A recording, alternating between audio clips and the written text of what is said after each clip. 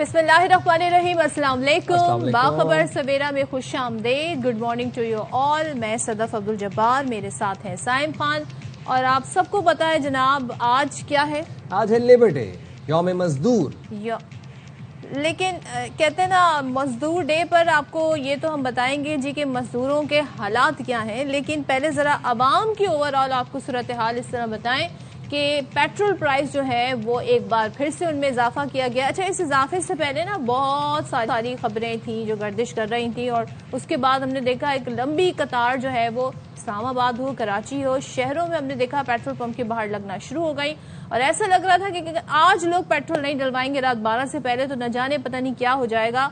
कीमतें कितनी बढ़ी हैं जनाब?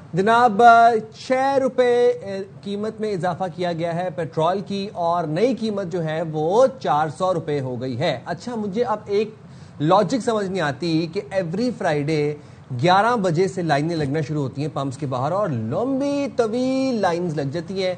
मतलब what's the point of it? वैसे लाइन में लगने से बड़ी पब्लिक को प्रॉब्लम है। एक ना मसला है हमारे साथ कि हम टैंकी जल्दी से फुल करवा लें, हाँ। और बाद में पता चले कि पेट्रोल 10 रुपए कम हो गया, फिर क्या करेंगे? या ये घंटों लाइन में लगेंगे। ये जो फ्यूल, ये जो अब इंक्रीजेस होने या डिक्रीज होना है, जो भी होना है, ये फ्राइडे टू फ्राइडे हफ्तावार होना है। ये बात आप लोग जहन में बिठा लें।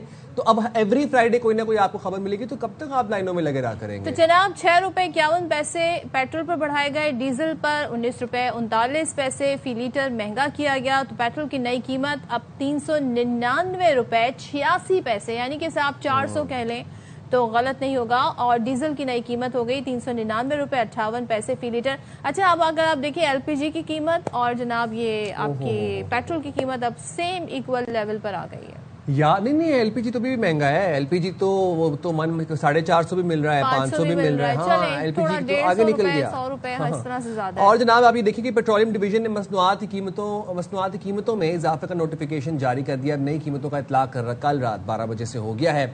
अवाम बेचारे परेशान हैं, क्योंकि अब ये सिर्फ बात फिर वो ये कि पेट्रोल की नहीं है, ये बात है यहाँ पर महंगाई जब आएगी तो अशिया खुरोनोश महंगी होंगी, टिकट्स महंगी होंगी, ट्रैवल महंगा हो जाएगा, आटा दाल रोटी चीनी सब महंगा हो जाएगा।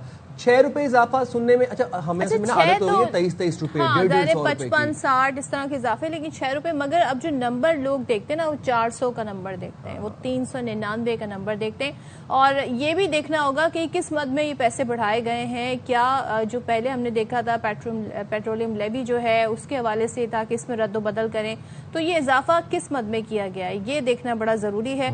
बहरहाल इस सब के पीछे जो वजह है, जिस शख्स की वजह से पेट्रोल प्राइस बढ़ते ही चले जा रहे हैं, उसका नाम है, अब वो अमेरिका के सदर हैं, डोनाल्ड ट्रम्प उनका नाम है। और उनके मुल्क में भी गैस प्राइस बहुत बढ़ रहे हैं। जब वहां पे कल उनसे सवाल हुआ तो उसका उन्होंने जवाब दिया, देखें जी ईरान को न्यूक्लियर बॉम्ब नहीं रखना चाहिए, जैसे ये मामला हल होगा तो हमारे पास बहुत गैस है तो फिर जो है वो प्राइस नीचे आ जाएंगे। He is so easy, he is so casual about it.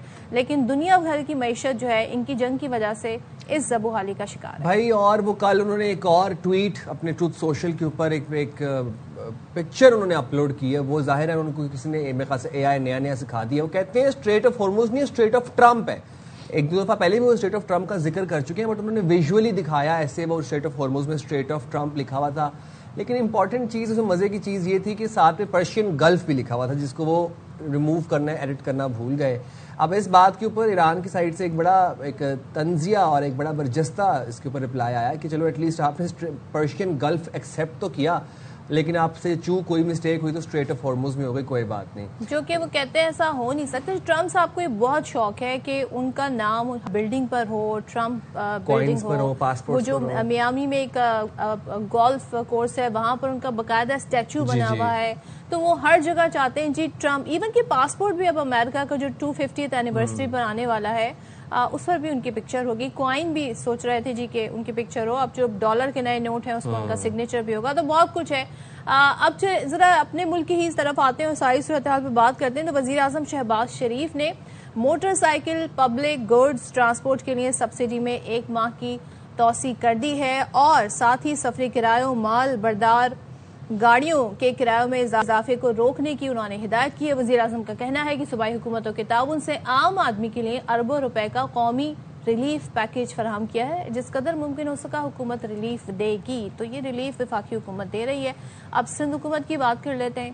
وزیر اعلیٰ سندھ نے کہا ہے ٹارگیٹڈ فیول سبسڈی میں توسیع کر دی ہے. مراد علی شاہ کہتے ہیں موٹر سائیکل مالکان سندھ حکومت کے سبسڈی کا مزید فائدہ اٹھا سکتے ہیں. آپ کو یاد ہوگا جب 55 روپے بڑھائے گئے تھے شروع میں پیٹرول پرائس, تو اس کے بعد یہ اعلان ہوا تھا کہ 2,000 روپے دیے جائیں گے موٹر سائیکل سواروں کو, لیکن جن کے نام پر موٹر بائک ہوگی تو انہیں 20 لیٹر پیٹرول پر 100 روپے سبسڈی کے حساب سے 2,000 روپے دیے جائیں گے. اچھا, ویسے یہ ذرا اب جاننا ہے کہ کن لوگوں نے, کون لوگ اس سبسڈی سے مستفید ہوئے ہیں. لیکن اب ذرا یہ جان لیتے ہیں کہ یہ جو سارا جو ایشو بنا ہوا ہے گلوبل معیشت کا, پیٹرولیم پرائسز انکریز ہو رہی ہیں, گیس پرائسز انکریز ہو رہی ہیں, کون ہے اس کا ذمہ دار؟ کیا ہے ذمہ داری کا؟ تو پتہ ہے ذمہ دار کا تو ہم نے پہلے تعین کر دیا, ڈونلڈ ٹرمپ ہے اس کے ذمہ دار. لیکن کیوں یہ اب جنگ کیسے ختم ہوگی, جنگ بندی کب تک پریویل کرے گی, کیا سلسلہ ہے؟ امریکی صدر ڈونلڈ ٹرمپ یہ کہتے ہیں کہ ایران جنگ کے تقریباً تمام مقاصد حاصل کر لیے ہیں. یہ وہ پہلے بھی کئی بار کہہ چکے ہیں. کہتے ہیں تہران شکست تسلیم کرے, مذاکرات اب فون پر ہوں گے, دوبارہ بغیر کسی مقصد 18 گھنٹے سفر نہیں کریں گے, ایران کے پاس جوہری ہتھیار نہیں ہونے چاہیے. ٹرمپ نے یہ بھی کہا کہ پیوٹن سے طویل بات ہوئی ہے, وہ بھی ایران کی یورینیم افزودگی پر فکر مند ہے. دعویٰ یہ بھی کیا ہے کہ پیوٹن ایران جنگ میں امریکہ کی مدد کرنا چاہتے ہیں, اور انہیں بتا دیا کہ واشنگٹن پہلے یوکرین جنگ ختم کرنا چاہتا ہے. اور ٹرمپ کا ایران کی ناکہ بندی جاری رکھنے کا اعلان. اچھا, ساتھ ہی آپ کو ذرا یہ بتا دیں کہ امریکی فوج نے ایران کے خلاف مختصر طاقتور حملوں کا منصوبہ تیار کر لیا, اور یہ شک و شبہات ایران کو پہلے تھے کہ سیز فائر کی آڑ میں بہت کچھ موومنٹ ادھر ادھر ہو رہی ہے. سینٹ کام کے سربراہ ایڈمرل بریڈ کوپر نے نئے ممکنہ حملوں کے منصوبے پر صدر کو بریفنگ دی, یعنی ٹرمپ صاحب کو. نیوز ویب سائٹ ایکزیوس نے ذرائع کے حوالے سے بتایا کہ مختصر اور طاقتور حملوں میں ایران کے انفراسٹرکچر کو بھی نشانہ بنایا جا سکتا ہے. اس سے ایران جوہری پروگرام سے متعلق مذاکرات کی میز پر پھر وہ زیادہ لچک دکھائے گا. یعنی کہ وہ سوچ رہے ہیں کہ ذرا ہم ان کو ایک طرف سے پریشرائز کریں اور دوسری طرف سے ٹاک شروع کریں, تو پھر یہ ذرا پریشر میں آ کر ہم سے بات کریں گے. ایک منصوبہ یہ بھی ہے کہ آبنائے ہرمز کے ایک حصے پر کنٹرول حاصل کر کے اسے تجارت کے لیے کھولا جائے, اور خصوصی افواج بھیج کر افزودہ یورینیم حاصل کرنے کا بھی آپشن موجود ہے. تو یہ 3 بڑے فیکٹرز ہیں جن پر اس وقت امریکہ سوچ رہا ہے. یہ ذرائع سے خبر آئی ہے. اب ایرانی صدر مسعود پزشکیان یہ کہتے ہیں کہ آبنائے ہرمز میں غیر ملکی مداخلت قبول نہیں ہے. ایران اپنی سمندری حدود کے تحفظ کے لیے پوری طرح تیار ہے. ایرانی صدر مسعود پزشکیان یہ بھی کہتے ہیں کہ خطے اور آبنائے ہرمز میں کشیدگی کے ذمہ دار امریکہ اور اسرائیل ہیں. آبنائے ہرمز ایرانی قوم کی عظیم مزاحمت کی علامت ہے, اور ناکہ بندی یا پابندیاں عائد کرنے کی کوشش بین الاقوامی قوانین کے منافی. مگر اس سے زیادہ امپورٹنٹ بیان جو دیا ہے وہ کافی عرصے بعد آیا ہے, وہ آیا ہے سپریم لیڈر مجتبیٰ خامنہئی کا. وہ یہ کہتے ہیں امریکی موجودگی کے بغیر خلیج کا مستقبل تابناک ہوگا. یعنی کہ وہ یہ بڑی اسٹیٹمنٹ انہوں نے دے دی ہے, اور ایک طرح سے پریڈکشن وہ یہ کر رہے ہیں کہ اگر یہاں پر امریکہ نہ ہو تو یہ جو خلیج تعاون کونسل ہے, پورا جو خلیجی ممالک ہے, ان کا فیوچر برائٹ ہے. ایرانی سپریم لیڈر کہتے ہیں کہ خلیج فارس پر آبنائے ہرمز میں نیا باب لکھا جا رہا ہے, اور آبی گزرگاہوں کا تحفظ یقینی بنائیں گے. 1000 کلومیٹر دور بیٹھ کر فساد برپا کرنے والے غیر ملکیوں کی جگہ خلیج فارس کے پانیوں کی تہہ کے سوا کہیں اور نہیں ہے. امریکی فوجی اڈے خود اپنا تحفظ نہیں کر سکتے, ان کی حفاظت کی امید نہیں رکھنی چاہیے. یعنی کہ جن ممالک میں وہ بیسز تھے وہ پھر اپنی حفاظت کی کیا امید رکھیں جب امریکی اپنے بیسز کا دفاع نہ کر سکے. دیکھیں وہ سارا تھارڈ سسٹم اور پیٹریوٹ ڈیفنس سسٹم اور کس ڈیفنس سسٹم کی دھجیاں نہیں اڑی. اور میرے خیال سے یہ سلسلہ شروع ہوا تھا لاسٹ ایئر S-400 سے, جب انڈیا کا دفاعی نظام سے ہم نے برباد کیا تھا. یہ وہاں سے دفاعی نظام کی بربادی کا سلسلہ شروع ہوا, اور چلتے چلتے آئرن ڈوم اور ڈیوڈ سلنگ تک پہنچ گیا ہے. موونگ فارورڈ جناب, آپ کو ذرا بات کر لیں گے اسی حوالے سے, شامل گفتگو کریں گے. ہمارے ساتھ ڈاکٹر جمیل خان صاحب موجود ہیں. بہت شکریہ ڈاکٹر جمیل صاحب, آپ نے پروگرام کے لیے وقت نکالا. ذرا جاننا چاہیں گے ڈونلڈ ٹرمپ کیا کرنا چاہ رہے ہیں, ڈونلڈ ٹرمپ اپنے ایلائز کے ساتھ کیوں بگاڑتے جا رہے ہیں, نیٹو کے ساتھ پہلے نہیں بن رہی, جرمنی اٹلی سے اپنی افواج واپس بلانے کی بات بھی کرتے ہیں. جرمن چانسلر کی بات جو انہوں نے بیان دیا, وہ کہتے ہیں کہ chancellor of Germany should spend more time ending the war with Russia Ukraine where he has been totally ineffective and fixing his broken country. کافی نالاں لگ رہے ہیں جرمنی سے بھی. What he is up to and what do you think کہ اب کیسے آگے پروسیڈ کرے گا امریکہ کا اپنے ریلیشن شپس کو لے کے؟ جی ہاں, یقیناً بہت نالاں معلوم ہو رہے ہیں تمام نیٹو کنٹریز سے. یکے بعد دیگرے کسی نہ کسی لحاظ سے کسی نہ کسی طریقے سے ان کے خلاف بھی بیانات دیتے رہے ہیں وہ. لیکن چلے وہ تو نیٹو اور ان کا آپس کا معاملہ ہے. لیکن یہاں ہمارے سر جو مصیبت مونڈی گئی ہے اس خطے میں، اس کی میں سمجھتا ہوں کہ زیادہ ضرورت ہے اس وقت کہ اس پر کوئی برین اسٹارمنگ کی جائے، تاکہ وہ لوگ جو تذبذب میں مبتلا ہیں، پوری دنیا ہی تذبذب میں مبتلا ہے، پوری دنیا ہی پریشان کر دیا ہے ایک شخص نے اپنے فیصلوں کے ساتھ. اور وہ ایک شخص پہلے اس لیے کہا جا رہا ہے ڈونلڈ ٹرمپ جن کا نام ہے، کیونکہ وہ انہوں نے بہت ساری تجاویز کو جو کہ ان کے پینٹاگون نے دی تھی، یہ بات کر رہا ہوں میں اس سے جنگ سے پہلے 28 فروری سے پہلے کی بات ہے، کہ ان کو تجاویز دی تھی. انہوں نے ان جرنیلوں کو فارغ کر دیا، ان کے جاب سے کسی کو ٹرانسفر کر دیا، کسی کو فارغ کر دیا. کوئی تقریباً 1 درجن کے قریب جرنیل اور اعلیٰ عہدیدار جو ہیں ان کو فارغ کر دیا اسی معاملے میں، اور کوئی 34 کے قریب دوسرے اعلیٰ عہدیدار جس میں کیبنٹ ممبرس بھی انہوں نے فارغ کر دیا. اسی لیے میں کہہ رہا ہوں کہ وہ پھر ایک انڈیویجول کا فیصلہ ہو جاتا ہے، اور انڈیویجول کو کیونکہ کانسٹیٹیوشن میں ان کے دیا ہوا ہے، امریکہ کے یہ طاقت دی ہوئی ہے، وار پاور دیے ہوئے ہیں، جو کہ ان کے وار پاور 1973 کے تحت وہ استعمال کر لیتے ہیں. حالانکہ گو کہ وہ آج اس کی 60 دن کی مدت ختم ہو رہی ہے، لیکن 30 دن کی ایکسٹینشن وہ کر لیں گے آج میرے اپنے خیال اور تجزیے کے مطابق، اور اس کا کوئی مسئلہ نہیں ہے، اس میں قانون دیا ہوا ہے. تو بہرحال 90 دن تک تو لے جائیں گے بہت آرام سے، اس کے بعد وہ نہیں کر سکتے، کیونکہ اس کے بعد ان کے، اور اسی لیے آپ نے جو ذکر کیا اپنے اس میں ابتدائیے میں اپنے انٹرو میں کہ ایک بہت شارٹ مختصر طاقتور حملہ کرنے کی اس میں ہے، کیونکہ وہ اس سے ایک طویل حملے کے متحمل نہیں ہو سکتے. ان کو اس کے لیے کانگریس سے اجازت دینا اس کے لیے بہت مشکل ہو جائے گا، گو کہ ان کی ابھی چند سیٹوں کے حساب سے سبقت ہے. لیکن یہ درست ہے کہ ان کی وجہ سے ابھی مشتبہ خمینی صاحب نے جو بیان دیا اس میں یہ دل کی آواز ہے، انفیکٹ گلف کی عام عوام کی. میں رولرز کی بات نہیں کر رہا اس وقت، گلف کنٹریز کی عام عوام بھی یہی سوچتے ہیں کہ جن پتوں پہ تکیہ کیا وہی ہوا دینے لگے، کیونکہ جن بیسز کو ان کے حکمرانوں نے جگہ دی تھی، ایگریمنٹ کیے تھے امریکہ سے کہ وہ ان کی حفاظت کریں گے، وہ ان کے لیے جو ہے حملے کا اور ان کے لیے ایک غیر محفوظ ان کی پوری سوسائٹی کو بنانے کا ایک سبب بن گئے. تو اسی لیے مجتبیٰ خمینی جو نے جو ان کی بات کی ہے سپریم لیڈر نے، وہ حقیقتاً، کیونکہ میں ان تمام ممالک میں، زیادہ تر ممالک میں میری تعیناتی رہی ہے، اور ان کے گراس روٹ لیول کے جو افراد ہیں ان کے دلوں کی دھڑکنوں کا تھوڑا سا مجھے اندازہ ہے، جس کی وجہ سے میں یہ آپ کو دے رہا ہوں بیان. CIA کے ان کے چیف کہتے ہیں بریفنگ میں گزشتہ شب ان کو، اپنے ڈونلڈ ٹرمپ کو، کہ یہ ابھی تک انرچ مٹیریل باقی ہے وہاں پڑا ہوا ہے اصفہان میں. اس کا مطلب یہ کہ آپ جو حملہ کرنے جا رہے ہیں تو اس کی تیاری کر کے جائیں. مجھے اشارے نظر یہی جمیل صاحب، ایکزوس جو ایک ویب سائٹ ہے اس نے رپورٹ ذرائع سے دی ہے کہ بتایا کہ جی طاقت پر حملے ایران کے انفراسٹرکچر کو تباہ کر سکتے ہیں، یہ ایک آپشن موجود ہے. ساتھ وہ یہ کہتے ہیں کہ ایران کے جوہری پروگرام کے حوالے سے واشنگٹن کو امید ہے کہ مذاکرات پر لچک دکھانے کو تو وہ تیار ہے، لیکن ایک منصوبہ یہ ہے کہ آبنائے ہرمز کا ایک حصہ کھلوایا جائے تاکہ ٹریڈ بھی ہوتی رہے، بلاکیڈ بھی رہے. پھر یہ کہ ہائپرسونک میزائل جو ہیں، بلکہ ڈارک ایگل میزائل، یہ مشرق وسطی پہلی بار بھیجے جا رہے ہیں. اس کی درخواست بھی کی گئی ہے، اور خصوصی افواج بھیج کر جو انرچ یورینیم ہے اس کو حاصل کرنے کا آپشن بھی موجود ہے. تو یہ کدھر بڑھتے ہوئے معاملہ دیکھ رہے ہیں. دوسری جانب مسعود پزشکیان کا میسج ہمارے سامنے ہے، پھر مجتبیٰ خامنئی صاحب سپریم لیڈر، ان کا میسج ہمارے سامنے. تو دونوں طرف سے ایک بار پھر ہم دیکھ رہے ہیں ریٹورک شروع ہو گئے ہیں. لیکن امریکہ کا تو یہ پلان نظر آ رہا ہے کہ وہ اس سیز فائر کی آڑ میں کوئی کارروائی کرنے کی ممکنہ تیاری کر رہا ہے. تو اس کا انجام کیا دیکھ رہے ہیں پھر اس صورتحال کا، اف ناٹ مذاکرات؟ تباہی بربادی، پھر وہی گلف کنٹریز میں وہی سلسلہ شروع ہو جائے گا، کیونکہ گلف کنٹریز کو استعمال کریں گے امریکنز. وہ اگر ان کو ان کے رولرز گلف کنٹریز کے منع بھی کرے، پچھلی دفعہ بھی کتنے بیانات آئے کہ جی ہماری سرزمین استعمال نہیں ہو رہی ہے، لیکن امریکنز کسی کی اجازت تو لیتے نہیں ہیں. اپنے بیسز کو انہوں نے استعمال کیا ایران کے خلاف، اور جب یہ استعمال ہوگا تو پھر دوبارہ اس پہ ریٹیلیشن ہوگی، پھر وہی قدورتیں بڑھیں گی.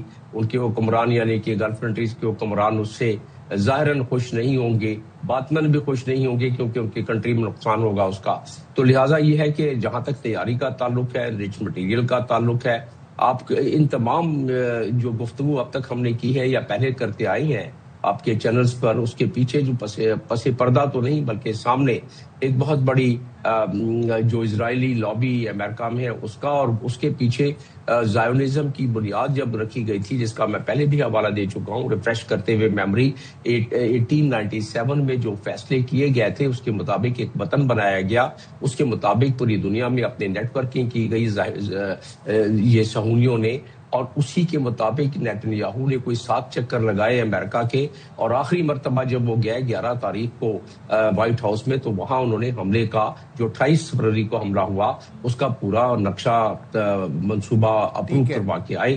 تو اب بھی اس کے پیچھے نیتن یاہو اور اسرائیل ہے اور اسرائیلی لابی ہے کہ کسی طریقے سے ایران کو تباہ و برباد کر دے، لیکن اس پروسیس میں دنیا کے لیے ایک بہت بڑی مصیبت لے آئے ہیں۔ دنیا کے ہر خطے میں ہر جگہ درد اس کا محسوس ہو رہا ہے، تو یہ اس کے پیچھے اسرائیلی لابی جو ہے بہت زیادہ ہے، لیکن پھر بھی اب بھی جو کچھ تو نہیں بلکہ اب یوں سمجھ لیں کہ 50% اب بھی امید ہے کہ کوئی ٹیبل ٹاک سے کچھ معاملہ بہتر ہو سکے۔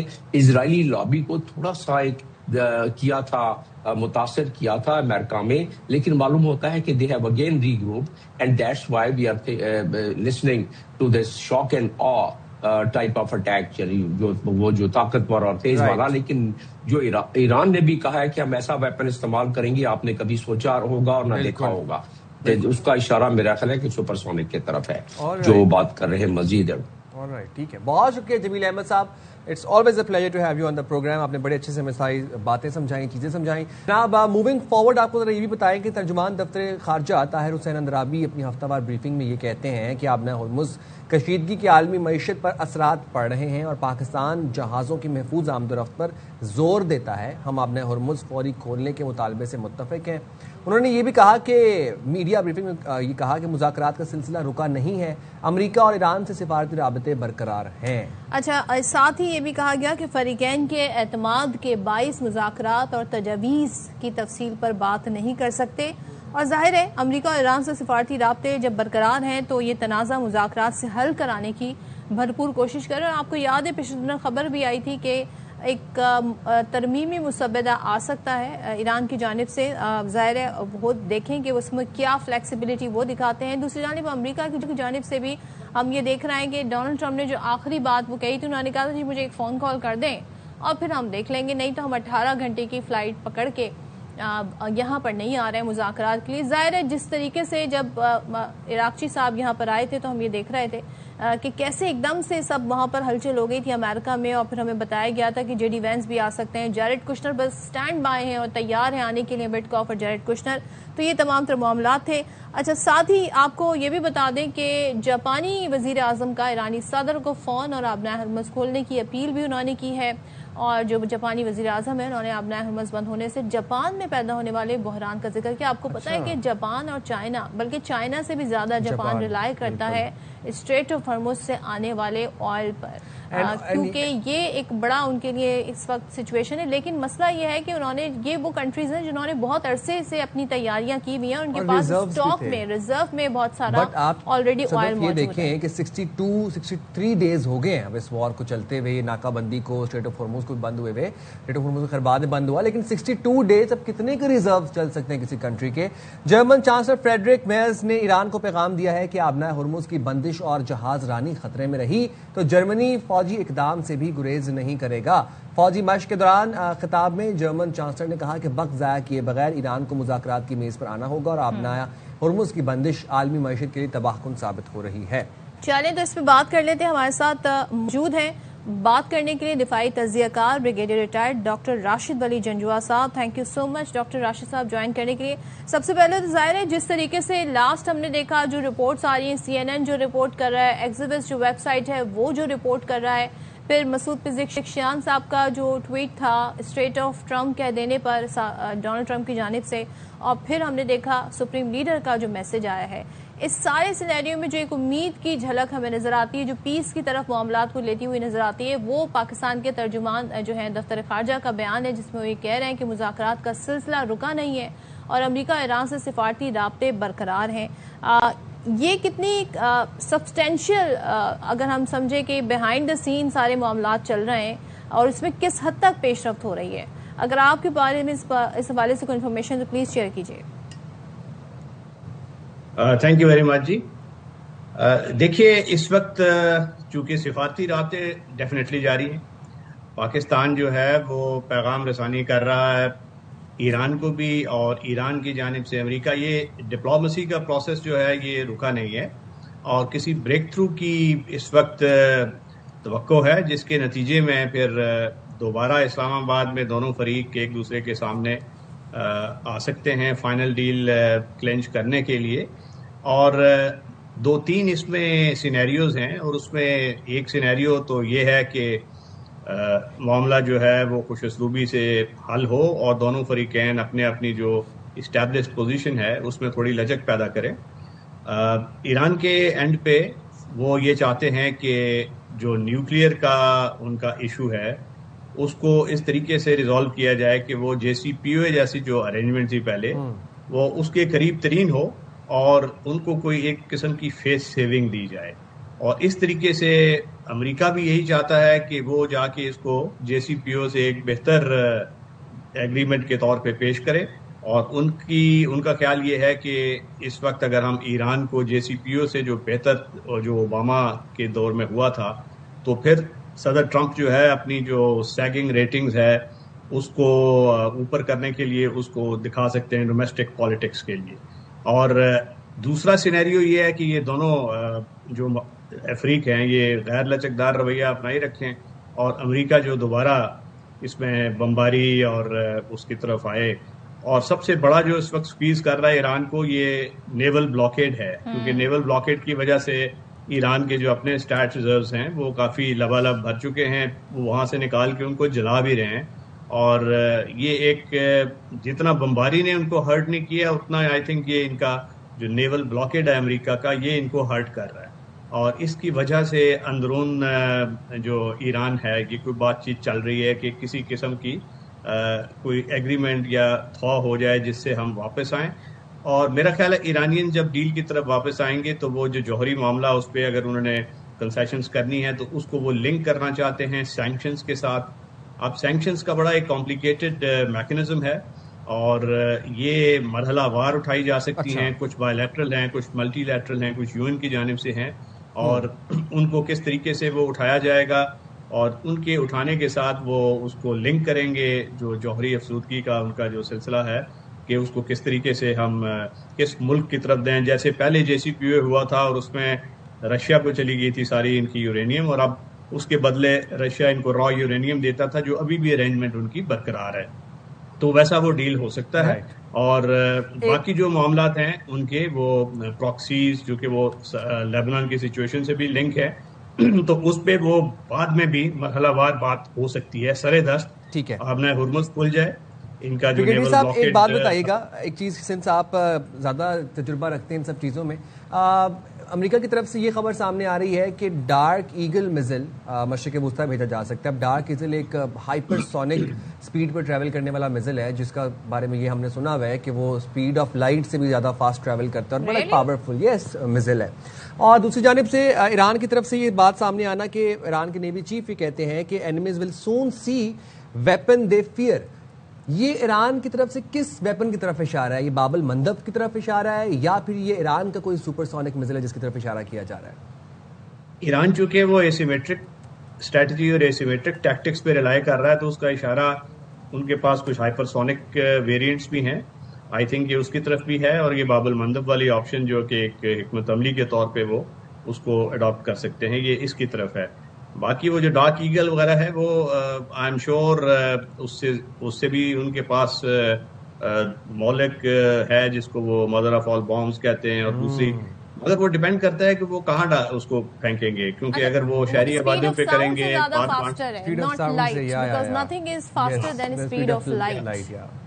یا وہ تو ٹھیک ہے اس سے that doesn't matter because actual تو اس کی مولکنیس میٹر کرتی ہے کیونکہ جو وہ ہوتا ہے اس وقت جب دونوں کے پاس ایسا ایکول ہارڈ ویئر ہو تو وہ میٹر کرتی ہیں چیزیں.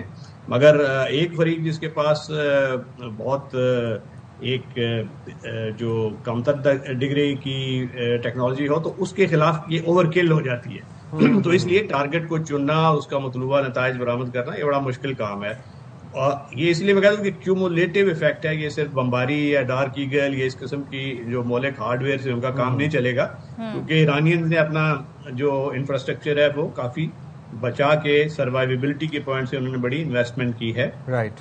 ہاں البتہ ان کو ان چیزوں کا جو کیومولیٹو افیکٹ ہے کہ آبنائے ہرمز کو انہوں نے بند کیا ہوا ہے, امریکنوں نے ان کو ابھی ناکہ بندی کر دی ان کی تمام پورٹس کی, تو یہ ان کے لیے بہت ہرٹفل ایک ڈیولپمنٹ ہے, جس کی وجہ سے اندر جو ان کو اکنامک پریشرز ہیں, پرابلمز ہیں, وہ بڑا سکویز میں ہیں اس وقت. اور جی ٹھیک ہے, اس کا امپیکٹ آ سکتا ہے, اس کا امپیکٹ آ سکتا ہے. Thank you so much doctor Rashid ولی جنڈی صاحب ہمارے ساتھ ہیں, ساری صورتحال پر بات کر رہے تھے. دیکھتے ہیں جناب اب یہ معاملہ کیسے آگے بڑھتا ہے.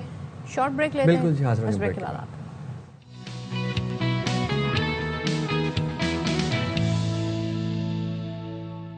اچھا, بات یہ ہے کہ پیٹرولیم مصنوعات کی قیمتیں نہ صرف پاکستان میں ان کا اضافہ ہو رہا ہے بلکہ یہ ورلڈ وائڈ گلوبل معیشت پہ اثر ہو رہا ہے. تو نہ صرف پاکستان میں, اب دیکھیے امریکہ کے اندر بھی خام تیل مہنگا ہو گیا ہے اور دنیا پریشان ہے. خاص طور پر امریکی صدر ڈونلڈ ٹرمپ کے ایران کی بحری ناکہ بندی جاری رکھنے کے اعلان کے بعد اب ایک بار پھر خام تیل کی قیمتوں میں اضافہ ریکارڈ کیا گیا اور عالمی منڈی میں برطانوی خام تیل اس کی قیمت جناب 4 سال کی بلند ترین سطح پر پہنچ گئی ہے اور برنٹ جو ہے وہ اس وقت 8% اضافے کے ساتھ ہم دیکھ رہے ہیں کہ ایک انکریزڈ ہائکڈ پرائز کے اوپر جو ہے وہ سیل آؤٹ ہو رہا ہے.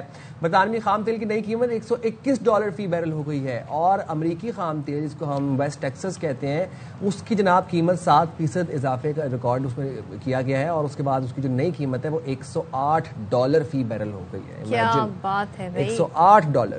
تو یہ تمام تر صورتحال ہے جس کا سامنا کرنا پڑ رہا ہے. گفتگو کے لیے ہمارے ساتھ اس وقت موجود ہے ماہر معیشت ڈاکٹر خاقان نجیب صاحب. Thank you so much doctor صاحب بات کرنے کے لیے. سب سے پہلے تو ذرا ہم عالمی منڈی کی طرف تو بعد میں جائیں گے. جو ہمارے یہاں کل اضافہ ہوا ہے جس کے بعد اب پیٹرول پرائس 399.85 پیسے سے 400 کہہ لیں ہو گئے ہیں, 6 روپے سم تھنگ اضافہ ہے, 6 روپیز پلس. تو ذرا بتائیے گا یہ کس مد میں کیا گیا ہے, کیا پیٹرولیم لیوی کوئی چارجز کی مد میں کیا گیا ہے, کیونکہ لوگ بڑا زیادہ اضافہ ایکسپیکٹ کر رہے تھے, گو کہ یہ 400 نمبر بھی بڑا لوگوں کے لیے پریشان کن ہے, سب کے لیے پریشان کن ہے, مگر ذرا ہمیں بتائیے گا کس مد میں اضافہ ہوا ہے. تو لیٹس ٹرائی اینڈ انڈرسٹینڈ. ایک یہ کہ جب ہم نے IMF کے ساتھ اگریمنٹ کیا اس بجٹ کا تو ہم نے یہ اگری کیا تھا صدف کہ ہم 80 روپے کی پیٹرول ڈیولپمنٹ لیوی رکھیں گے پیٹرول پہ اور 80 ہی رکھیں گے ڈیزل پہ, اور اس کی جو ٹوٹل ہم آؤٹ پٹ لیں گے اوور دی ایئر ہم 1468 ارب روپے اس میں سے نکالیں گے. مسئلہ یہ آ رہا ہے کہ اس میں جو شارٹ فال ہے وہ ہم کر نہیں پائیں گے اور مشکل ہے. میں سمجھ سکتا ہوں کہ فنڈ بھی شاید اگری نہیں کرے گا. اس کی دوسری وجہ یہ ہے کہ کل اگر آپ FBR کے نمبر دیکھیں تو 683 ارب روپے کا شارٹ فال ہے out of a total target جو ہم نے تقریباً 14,000 ارب کرنا تھا, اور اگر اگلے 2 ماہ بھی ملا لیں تو میرا خیال ہے کہ یہ جو شارٹ فال ہے یہ کہیں 900 اور 1,000 ہو جائے گا. اگر اتنا شارٹ فال وہاں پہ آ رہا ہو تو PDL کو ہم نے پورا رکھنا ہے. اب کل میرے خیال میں جو حکومت نے بیلنسنگ ایکٹ کیا ہے وہ یہ ہے کہ جو اس وقت 107 روپے کی لیوی تھی پیٹرول پہ, جو پیٹرول کی قیمت میں تھوڑی سی بڑھوتی 6 روپے کی آپ کو دکھائی دی ہے, اس میں انہوں نے 3-4 روپے کم کی ہے لیوی, اور ڈیزل پر جو آپ نے 19 روپے جو بڑھا ہے ڈیزل اس پہ جو لیوی ہے اس کو واپس انیکٹ کیا ہے.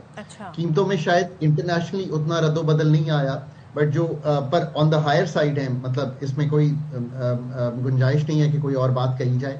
سو چونکہ 29 روپے PDL دوبارہ ڈیزل پہ لگا دی گئی ہے. اب یہ چونکہ ہم ملک میں ڈائریکٹ ٹیکسیشن نہیں کرتے, یہ میں بار بار کہتا ہوں کہ یہ اپنا گھر ٹھیک کرنے کی باتیں ہیں صدف. اگر آج بھی اس شوق سے یہ نہیں سیکھیں گے کہ یہ دنیا میں آتے رہیں گے, کووڈ آیا, یہ کووڈ 2 ہے, so let's try and understand this at Covid 2. آپ نے ریزرو اسٹریٹجک نہیں بنائے, آپ نے ایکچولی ایک اسٹڈی دی, کیونکہ میں سرکار میں تھا سو آئی نو دس ویری ویل. ایک کنسلٹنٹ کو ہائر کیا, پتہ نہیں کتنے پیسے دیے, اس نے ایک کتاب لکھی اور اس کتاب کا آپ نے کوئی بینیفٹ نہیں اٹھایا, اور جب آپ اس میں گئے کووڈ 2 میں تو آپ وہیں پہ کھڑے ہوئے تھے کہ کوئی اسٹریٹجک ریزرو نہیں تھے, آپ کمرشل ریزرو سے ملک کو چلا رہے تھے. یار اس کو سمجھیں, یہ انرجی جو کرائسس ہے نا پاکستان میں, یہ ایک گورننس کا کرائسس ہے. یہ کرائسس اس چیز کا نہیں ہے کہ میں کہہ رہا ہوں کہ اسٹریٹجک ریزرو نہیں ہے. کیوں نہیں ہے؟ بیکاز ہم ایز اتھارٹیز یہ کام کر نہیں پا رہے.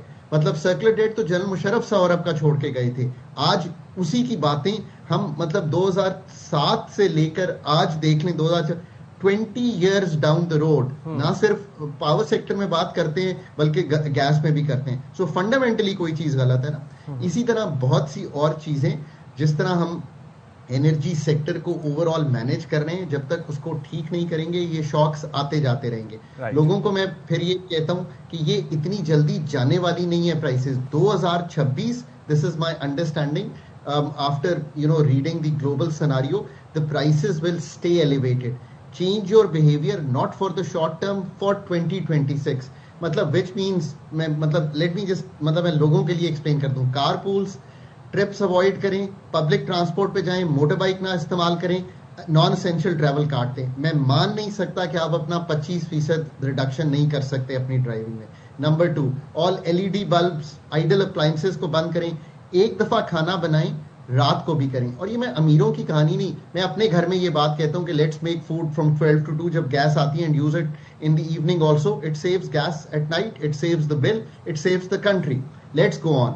अगर आप पर्दे गिरा देंगे अपने और नीचे ही रखेंगे तो धूप कम आएगी. अगर धूप कम आएगी तो आपको एयर कंडीशनिंग या हीटिंग या जिसे कहते हैं पंखे, उनकी जरूरत कम पड़ेगी. अब तो पंखे भी वो आ गए हैं जो इन्वर्टर हैं, सो उसको इस्तेमाल करें.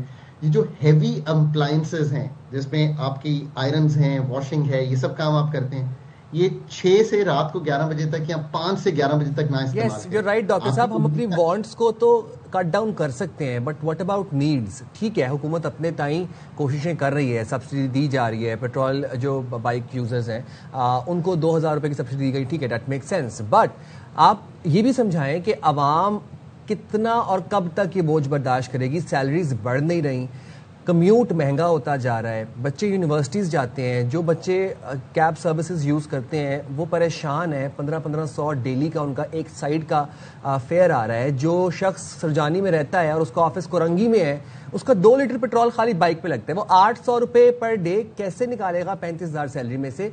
इसके ऊपर थोड़ी रोशनी डाल दें. तो एब्सोल्युटली ये बात आपकी दुरुस्त है, राइट. इसमें तो कोई दो आरा नहीं हो सकती. इसमें हुकूमत को स्टेप बैक करके ये सोचना पड़ेगा कि हमने जिस तरह सिटीज के निज़ाम को चलाया है, और आज भी हम ये कह रहे हैं कि 30 मिलियन हमारे पास इलेक्ट्रिक ये मोटर बाइक्स हैं, हम कह रहे हैं कि हम सारी बाइक्स जो हैं अब EV पे ले जाएं. यार ये याद रखिए कि बिजली आने वाले दिनों में कोई सस्ती तो नहीं ना होने वाली. So what is the design today? आपने बहुत अच्छी बात की है. आज भी हम कह रहे हैं कि जी अब इलेक्ट्रिक गाड़ियां जरूर, चूंकि ज्यादा है इस वक्त इलेक्ट्रिसिटी हमारे पास, कर सकते हैं, बट रियल तो बात यह ना कि वो क्या पब्लिक सेक्टर ट्रांसपोर्ट का निजाम होगा, not run by public sector, may be run by private sector. ट्रैम्स क्या होंगी, बाइसिकल्स कैसे यूज होंगी, बसेस कैसे यूज होंगी, ट्रेन का निजाम क्या होगा, ये सारा निजाम कैसे तरतीब होगा. इसीलिए लोकल गवर्नमेंट्स आए बड़ी इंपॉर्टेंट होती है उन ममालिक में जिनमें ये सिटीज बिल्ड हुई हैं. आप न्यूयॉर्क के मेयर की कहानी सुनते हैं ना, इतनी बड़ी क्यों सुनते हैं? न्यूयॉर्क दुनिया के जिसे कहेंगे ना ट्रेड का हब है. New York is what Karachi is, right. मतलब I been brought up in Karachi, मैं पला बड़ा कराची का हूं. आई अंडरस्टैंड जो कराची में बिजनेस की सेंस है, जो कराची में लोगों की सेंस है ऑफ डूइंग वर्क, जो बड़ी सिटीज जो पाकिस्तान की है उससे डिफरेंट है. सो if Karachi is so important, then the local government का निजाम जिसने सीवेज भी देना है, ट्रांसपोर्ट भी देनी है, पानी भी देना है, एक बेसिक सिस्टम क्रिएट करना है. That is where real planning comes in. ये है वो ट्रांसपोर्ट का निजाम जो 21st सेंचुरी में एक मॉडर्न कराची को बनाएगा, जिसमें नोडल कम्यूट्स होंगे, ना कि हम यही कहते रहे कि मैं अपनी मोटर बाइक स्टार्ट करूंगा उसको पहले चार्ज करूंगा. That is okay. वो मैं साइम लाइटर नोट पे कहता हूँ, मैं यूरोप में रहता था अभी, कि वहां पे जो अमीर आदमी है ना, वो नीचे आके चाहता है मैं ट्रैम में बैठूं, जल्दी से पहुंच जाऊं, मेरी ट्यूब हर 1 मिनट बाद आए ताकि मेरी कम्यूट का टाइम कम से कम हो. पाकिस्तान में अमीर आदमी कहता है कि मैं अपनी बड़ी गाड़ी में जाऊं और फिर पार्किंग ढूंढता रहूं और उस लड़के को पार्किंग दूं और वापसी पे उसको फोन करता रहूं. इस तरह की कम्यूट यहाँ हमें मैसर भी तो नहीं है ना. अगर मैं खास तौर पे कराची की बात करूं तो वो तो है ही नहीं, तो लोगों के पास ऑप्शंस भी नहीं है. इसलिए यहाँ पर हम बाइक्स की भी तादाद बड़ी तादाद में देखते हैं. और ये जो आप बातें बता रहे हैं ये तो लॉन्ग टर्म प्लानिंग हो सकती है डॉक्टर साहब, लेकिन शॉर्ट टर्म में तो अभी कोई ऐसा हल नजर नहीं आ रहा. बहरहाल thank you so much doctor Khaqan Najeeb ہمارے ساتھ تھے. تو آپ کو اندازہ ہو گیا کہ ویسے بھی آج لیبر ڈے ہے تو مسائل بھی کیا ہے ایک ایسے شخص کے جو روزانہ روزگار کے لیے اپنے گھر سے نکلتا ہے, اس کو پیٹرول اتنا مہنگا پڑ رہا ہے, باقی اخراجات وہ کیسے پورا کریں. یونیورسٹی گوئنگ اسٹوڈنٹس جو کہ اپنی یونیورسٹی کی فیس کیسے پوری کر رہے ہیں, وہ فری لانس کر رہے ہیں, وہ کوئی سائیڈ ہسل کر رہے ہیں, کوئی اسٹارٹ اپ شروع کیا ہوا ہے, اس سے اپنی یونیورسٹی کی فیس نکال رہے ہیں. اب وہ بچے جب یونیورسٹی جا رہے ہیں, ایک یونیورسٹی روڈ آپ سوچیں کسی نے سوجانی سے یونیورسٹی روڈ آنا ہے, یا کسی نے اگر فار انسٹنس جو ناز آباد سے بھی جانا ہے, 500 600 جو خواتین ٹریولرز ہیں, جو بچیاں ہیں ہماری, وہ بائک پہ تو نہیں بیٹھ سکتی نا, وہ تو ان کو کار والی کیب سروسز چاہیے. تو یہ بات کہاں پر جا رہی ہے, 1000-1500 آرام سے لگ رہا ہے بچوں کو. چاہے آپ اسے کیب سروس کہیں, چاہے آپ اسے رکشہ کہیں, اگر آپ فیئر کی بات کریں تو وہ ایک ہی جیسے فیئر, رکشے والے زیادہ چارج کر رہے ہیں, وہ زیادہ چارج کر رہے ہیں, انہیں پتا ہے کہ مجبوری ہے اور جانا ہے کسٹمر نے.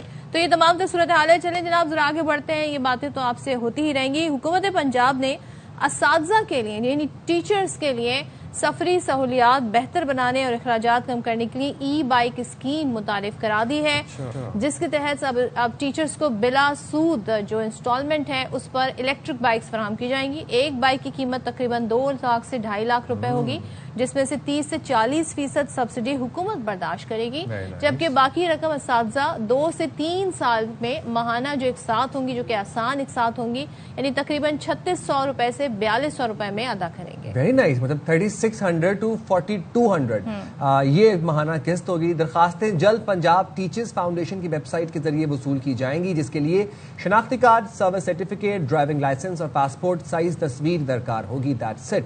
Very good initiative. اور پھر دین اگین وہی بات ہے کہ ہمیں اب یہ سمجھ آ رہی ہے کہ ہم نے کیسے ای وی ٹیکنالوجی کے اوپر شفٹ کرنا ہے, اور اس کے اندر حکومت جو ہے وہ معاون ثابت ہو رہی ہے. Good initiative. چلیں باقی صوبوں میں بھی دیکھتے ہیں ایسے کیا انیشیٹو لیے جاتے ہیں. یہاں پر بریک لیتے ہیں اور اس بریک کے بعد واپس آتے ہیں.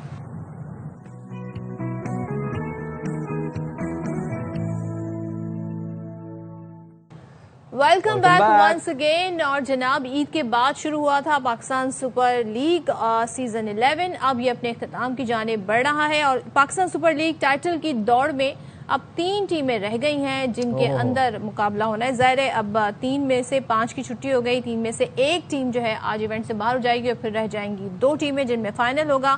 اور دیکھنا ہوگا کہ پی ایس ایل کے فائنل میں پشاور زلمی کا سامنا کون سی ٹیم کرے گی. اس کا فیصلہ آج شام ہونے جا رہا ہے قذافی اسٹیڈیم میں. دوسرے ایلیمنیٹر میں حیدرآباد کنگز مین اور اسلام آباد یونائٹڈ کی قسمت ایک دوسرے سے ٹکرائیں گے. اچھا جی, پہلا ایونٹ کھیلنے والی حیدرآباد نے ایونٹ میں سب سے زیادہ حیران کر دینے والی پرفارمنس دکھائی ہے, جبکہ اپنے پہلے 4 میچز میں شکست کے بعد ایک شاندار کم بیک کیا, اور آج فائنل کے لیے قسمت آزمائی کرے گی. اسلام آباد اور حیدرآباد کے پاس آج آخری آپشن ہے, اور کسی قسم کی غلطی کرنے والی ٹیم کا سفر تمام ہو جائے گا. سیزن 11 کا چیمپئن کون بنے گا, اس کا فیصلہ 3 مئی کو قذافی اسٹیڈیم لاہور میں ہوگا, وچ مینس کہ 3 مئی کو فائنل ہوگا, یعنی سنڈے 11 کا سنڈے کو قذافی اسٹیڈیم میں. اور دیکھتے ہیں جی کتنا جیم پیک ہوتا ہے. بات کر لیتے ہیں, ہمارے ساتھ موجود ہیں اسپورٹس اینکر پر Najeeb ul-Hasnain. Thank you so much Najeeb, good morning to you. ذرا بتائیے گا, اب حیدرآباد کنگز مین اور اسلام آباد آج آمنے سامنے ہوں گے. بڑے اچھے سے ہم نے دیکھا, ڈارک ہارس اگر کہیں حیدرآباد کو تو غلط نہ ہوگا, جس طرح انہوں نے سٹارٹ لیا تھا, اور first time P S L کھیل رہی ہے یہ ٹیم. لیکن جس طریقے سے لاسٹ میچز میں انہوں نے پرفارمنس دی ہے تو سب کو حیران کر دیا ہے. تو آج کے میچ میں اگر میں یہ پوچھوں کس ٹیم کا پلڑا بھاری ہے تو کیا کہیے گا؟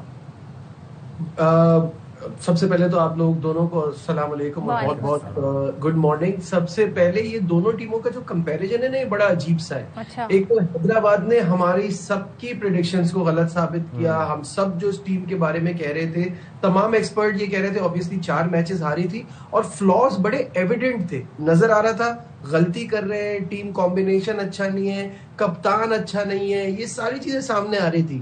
بٹ انہوں نے پھر ہل جل کی, اپنی چیزوں کو چینج کیا. کپتان جو ہے وہ اوپنر آنا شروع ہو گئے. سائم ایوب پرفارم نہیں کر رہے تھے, دے ور ڈیپینڈنگ. obviously سائم اس پی ایس ایل کے سب سے مہنگے پاکستانی کرکٹر ہیں, تو یہ لگ رہا تھا کہ سارا فوکس ان کے اوپر تھا, سب ان کے اوپر ڈیپینڈ کر رہے تھے, اور وہ پرفارم نہیں کر پائے, اب تک نہیں کر پائے. لیکن کس کو پتا تھا کہ عثمان خان ایکسٹرا آرڈنری کر جائیں گے, ہر بار کرتے ہیں, but this time he was just unbelievable.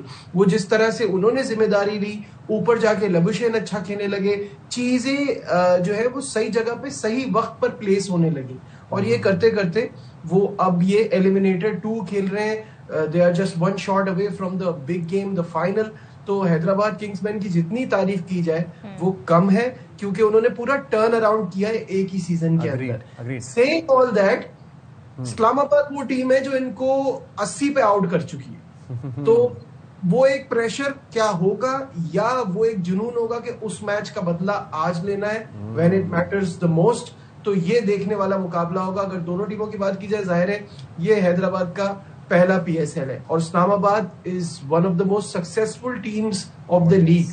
3 title جیت چکی ہے. اس طرح کے بڑے گیم جیتنے کی ان کو زیادہ عادت ہے. تو پھر اسلام آباد کی بیٹنگ لائن کی بھی تھوڑی نظر ڈالے تھے نجیب بھائی. شاداب خان, مارک چیپمین, ڈیون کانوے, سمیر منہاس. اسلام آباد کی بیٹنگ لائن کافی مضبوط ہے. پھر وہی بات میں آپ سے, آپ نے تو پریڈکشن اپنی دی, تھوڑی ذرا مکس کر کے دی ہے, لیکن آپ کو لگ رہا ہے کہ اسلام آباد میدان مار لے گا؟ ویسے مکس کر کے کہنے کی بات نہیں ہے. میں I am rooting for Hyderabad Kingsmen, کیونکہ شروع میں جب میں نے یہ بات کہی تھی کہ کچھ فنڈامنٹل چیزیں غلط دکھ رہی ہے اس ٹیم کے ساتھ, اور اس نے ایونٹ میں ہی ٹرن اراؤنڈ کیا, تو میری پریڈکشن اور میری ساری بیسٹ وشز حیدرآباد کے ساتھ ہے, بیکاز انہوں نے بہت اچھی کرکٹ کھیلی ہے, پورا چینج کیا ہے. اور جہاں تک آپ نے اسلام آباد کی بیٹنگ کی بات کی, they depend a lot on Mark Chapman. اس کو کس طرح سے یوز کرتے ہیں وہ دیکھنا ہوگا. Shadab is always a superstar. پچھلے میچ میں ان کی بالنگ اچھی نہیں ہو پائی تھی. آئی تھنک وہ اس کو امپروو کریں گے, وہ اس کو بہتر کرنے کی کوشش کریں گے. And the superstar of their team is Sameer Minhas. میں آج بتا رہا ہوں, یہ پاکستان کا آگے کا, اگر اس نے اسی طرح سے کرکٹ کھیلی, اسی طرح سے گیم پہ فوکس رکھا, تو سمیر مناس وہ نام ہے جو ایک ہاؤس ہولڈ نیم بنے گا, اور پاکستان ٹیم میں بھی آ کے سپر اسٹار بنے گا انشاءاللہ. تو مجھے مطلب ان کے پاس ہے وہ سارے لوازمات جو یہ اس طرح کا گیم جیت سکتے ہیں. اور اگر سلیکشن صحیح سلیکشن ہوتی رہی تو یقیناً یہ جو نام آپ لے رہے ہیں یہ یقیناً ہمیں کھیلتے ہوئے بھی آگے نظر آئیں گے. آپ نے خود ذکر کیا عثمان خان کی فارم کا, تو ساتھ میں اگر ہم ماں صداقت کی بھی فارم جوڑ لیں اور یہ کمبینیشن کی اگر بات کریں, تو یہ جو اسلام آباد کے بولرز ہیں ذرا ان کی طرف بھی آتے ہیں, یہ دونوں کتنا پریشان کر سکتے ہیں؟ دیکھیں, ماں صداقت نے پچھلے گیم میں جیسا کھیلا نا, ویسا وہ پوری لیگ میں ایسا نہیں کھیل پائے. بٹس اینڈ پیسز میں سٹارٹس آ رہے تھے, لیکن پچھلا گیم انہوں نے بڑا زبردست کھیلا. تو that is an additional confidence on ہم کہ وہ آگے لے کے جائے. بٹ یہ جو عثمان خان کا رن ہے نا, یہ بڑا زبردست ہے. ان کی سینچری پی ایس ایل کی اس سیزن کی بیسٹ سینچری کنسیڈر کی جا رہی ہے, کیونکہ 4 وکٹیں اوپر گری ہوئی تھی اور پھر آ کے انہوں نے وہ سینچری ماری تھی. پچھلے گیم میں انہوں نے ایک کوئک فائری 50 بنائی ایک اتنے امپورٹنٹ میچ میں. تو مجھے ایسا لگتا ہے کہ ان کا زیادہ رول رہے گا, اور تھوڑا آگے پیچھے اور بھی ان کے آس پاس ایسے پلیئرز ہیں حیدرآباد کے پاس جو ایک بڑا سکور پٹ اپ بھی کر سکتے ہیں اور اچھے رن چیز پر بھی جا سکتے ہیں. تو ان کی ٹیم مجھے کافی بیلنس لگ رہی ہے. جہاں تک اسلام آباد کی بات ہے تو وہ زیادہ ڈیپینڈ کریں گے شاداب کے اوپر کہ شاداب کس طرح سے بال کراتے ہیں. ان کا بال صحیح پڑنا, لاسٹ میچ میں ایسا فیل ہو رہا تھا کہ وہ نا تھوڑا بچ رہے ہیں جس طرح کہ وہ نہیں ہے. تو لیٹس سی کیا ہوتا ہے, but we are hoping for an exciting encounter. Lovely. Najeeb بھائی, آج کا میچ بڑا اہم میچ ہے, اور کہہ سکتے ہیں کہ سیمی فائنل کی طرح کا میچ ہے, بڑا امپورٹنٹ میچ ہے. اور ایسے اہم میچ میں جاننا میں آپ سے چاہتا ہوں کہ آپ once you won the toss, پہلے بیٹنگ کرنی چاہیے یا پھر آپ کو پہلے فیلڈ کرنا چاہیے؟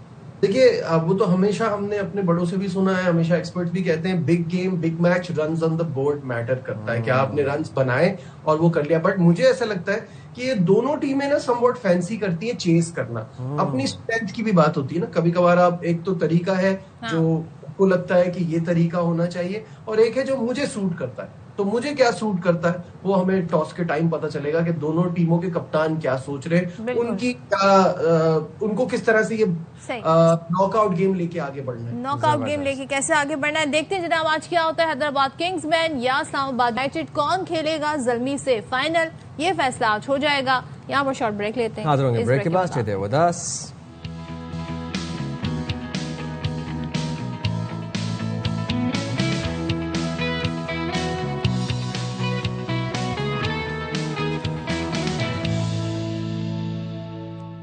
السلام علیکم, ویلکم بیک ٹو باخبر سویرا. جناب آج ہے 1 مئی, جسے دنیا بھر میں عالمی یوم مزدور کے طور پر منایا جاتا ہے. مطلب آج ہے لیبر ڈے. یہ وہ دن ہے جب دنیا بھر میں محنت کش طبقے کی جد و جہد, قربانیوں اور ان کے حقوق کو یاد کیا جاتا ہے. اس کے حوالے سے آگاہی بھی اسپریڈ کی جاتی ہے. بدقسمتی سے آج بھی بہت سے محنت کش مناسب اجرت، محفوظ کام کرنے کے ماحول اور بنیادی سہولیات سے محروم نظر آتے ہیں. اور جب یہ بات ہوتی ہے نا، ہر سال یوم مزدور منایا جاتا ہے، لیکن مزدوروں کے حقوق پر بات کی جاتی ہے، ان کی حالت ازار پہ بات کی جاتی ہے، ان کے اخراجات پہ بات کی جاتی ہے، ان کی تنخواہوں میں مناسب اضافے کی بات کی جاتی ہے، لیکن اس پر عمل درآمد ہوتا ہوا ہم کم ہی دیکھتے ہیں. اور جو ڈیلی ویجرز ہیں ان کے ساتھ جو ان کے حالات اس وقت چل رہے ہیں، خاص طور پہ مہنگائی کے اس دور میں، ٹھنڈے کمروں میں بیٹھ کے یہ سیمینارز منعقد ہوں گے آج کے دن. کہیں آپ دیکھیں گے کوئی واک بھی ہو جائے گی، کہیں پر کوئی اسپیچ بھی بہت اچھی سی ہو جائے گی. یس، لیکن اور چھٹی بھی وہی لوگ کر رہے ہوں گے آج کے دن بھی جن کو کہتے ہیں نا اپنے ٹھنڈے کمروں میں بیٹھ کے کام کرنے کی عادت ہے.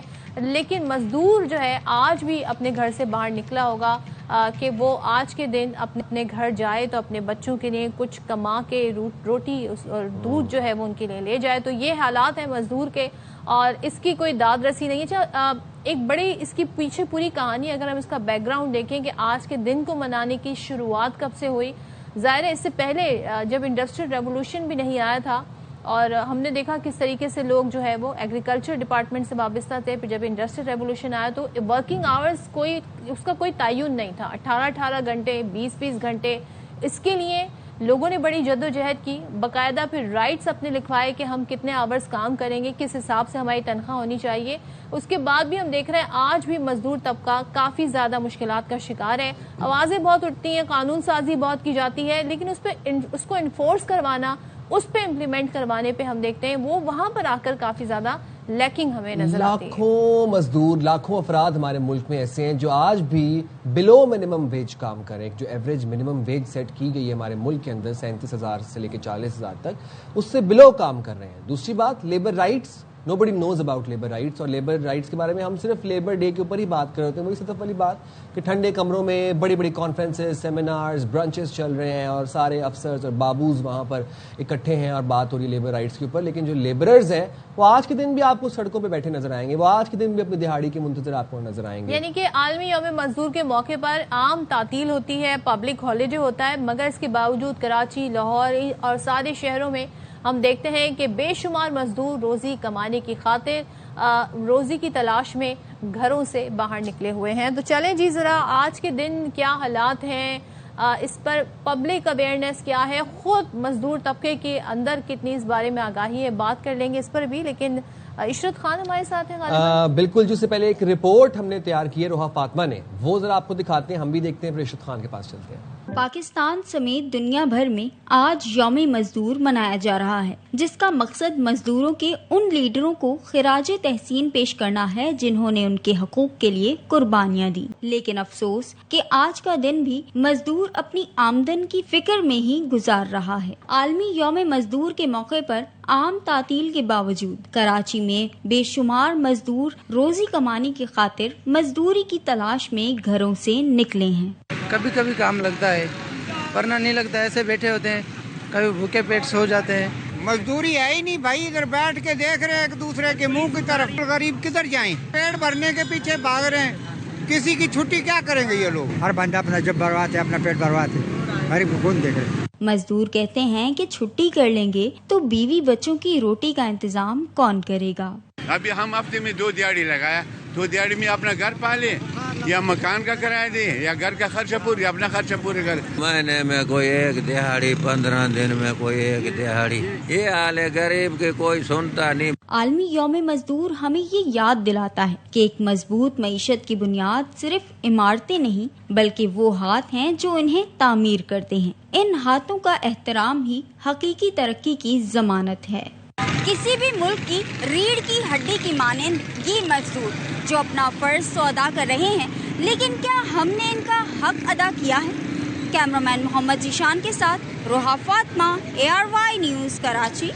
سیڈلی اینڈ ویری انفارچونیٹلی ہم نے تو حق ادا نہیں کیا. آج بھی مزدور بیٹھے ہیں اپنی دہاڑی، اپنی آمدنی کے انتظار میں، سارا دن اسی ٹینشن میں نکال دیں گے. کیونکہ دیکھیں مزدوروں کا تو ڈیلی کا سسٹم ہے نا، وہ اگر آج کے دن چھٹی کر لیں گے تو وہ گھر کیسے چلائیں گے؟ رات کو تو چولہا نہیں جلے گا گھر کا. اور پھر دوبارہ وہی بات کہ مزدور ابھی یہی کہہ رہے تھے واکس پاپس میں کہ گھر کا چولہا جلائیں, گھر کا کرایہ دیں, گھر میں راشن ڈلوائیں, بچوں کی فیس دیں, کیا کریں؟ ظاہر ہے جتنی مہنگائی ہے اس میں اخراجات ایک عام ایک سیلریڈ کلاس کے لیے کتنا مشکل ہے, تو آپ سوچیں ڈیلی ویجرز کے لیے کتنا مشکل ہوگا, جن کو یہ نہیں معلوم ہوتا کہ وہ گھر لوٹیں گے تو انہوں نے اس دن کتنا کمایا ہوگا. اور پھر ہم دیکھتے ہیں ان لوگوں سے زیادہ بارگیننگ ہوتی ہے, اور ان لوگوں سے زیادہ پیسے کم کرانے کے لیے ہمیں لوگ جو ہے کافی زیادہ حجت کرتے ہوئے نظر آتے ہیں. عشرت خان ہماری نمائندہ ساتھ ہیں, ذرا ان سے جان لیتے ہیں کہ آج کے دن مزدور طبقہ بالخصوص کیا کر رہا ہے, کتنی اس کو اویئرنیس ہے اپنے حقوق کے بارے میں, اور کیا ان کے مسائل ہیں جس کے بارے میں وہ اظہار خیال کر رہا ہے. کچھ جھلک ہم نے آپ کو دکھائی. عشرت کیا بتائیے گا؟ تو آپ نے روحا کے پیکج میں پوری دکھا دی.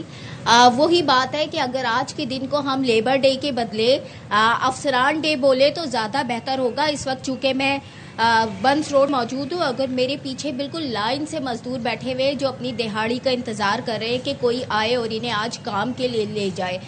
1886 سے یہ دن منانا کہ ان کی جدوجہد شروع ہوئی تھی مزدوروں کی, جبکہ 1889 سے اس دن کو حیثیت مل گئی تھی کہ 1 مئی کو پوری دنیا میں مزدور ڈے منایا جائے گا. وہ 1800 سے لے کر آج 2026 تک مزدور اپنے دن کو نہیں مناتا بلکہ اپنے دن پر بھی کام کرتا ہوا نظر آتا ہے. بہت سارے لوگوں کو تو اپنے دن کے بارے میں معلوم ہی نہیں ہے. یہ صرف ایک بنس روڈ کے اس روڈ کی کہانی ہے.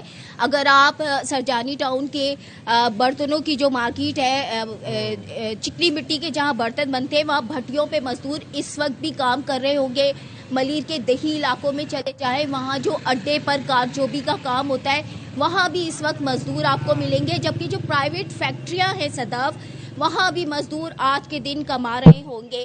یہاں بہت سارے مزدوروں سے میری بات ہوئی ہے, ان کا یہی کہنا ہے کہ اگر آج کے دن ہم کمائیں گے نہیں تو ہم گھر کیا لے کے جائیں گے, چونکہ یہ ڈیلی ویجز کے ہیں اور انہوں نے آج کے دن کمانا ہے. جیسے کہتے ہیں نا, کراچی والے تو روز کماتے ہیں, روز کھاتے ہیں, روز کنواں کھودتے ہیں اور روز اس کا پانی پیتے ہیں.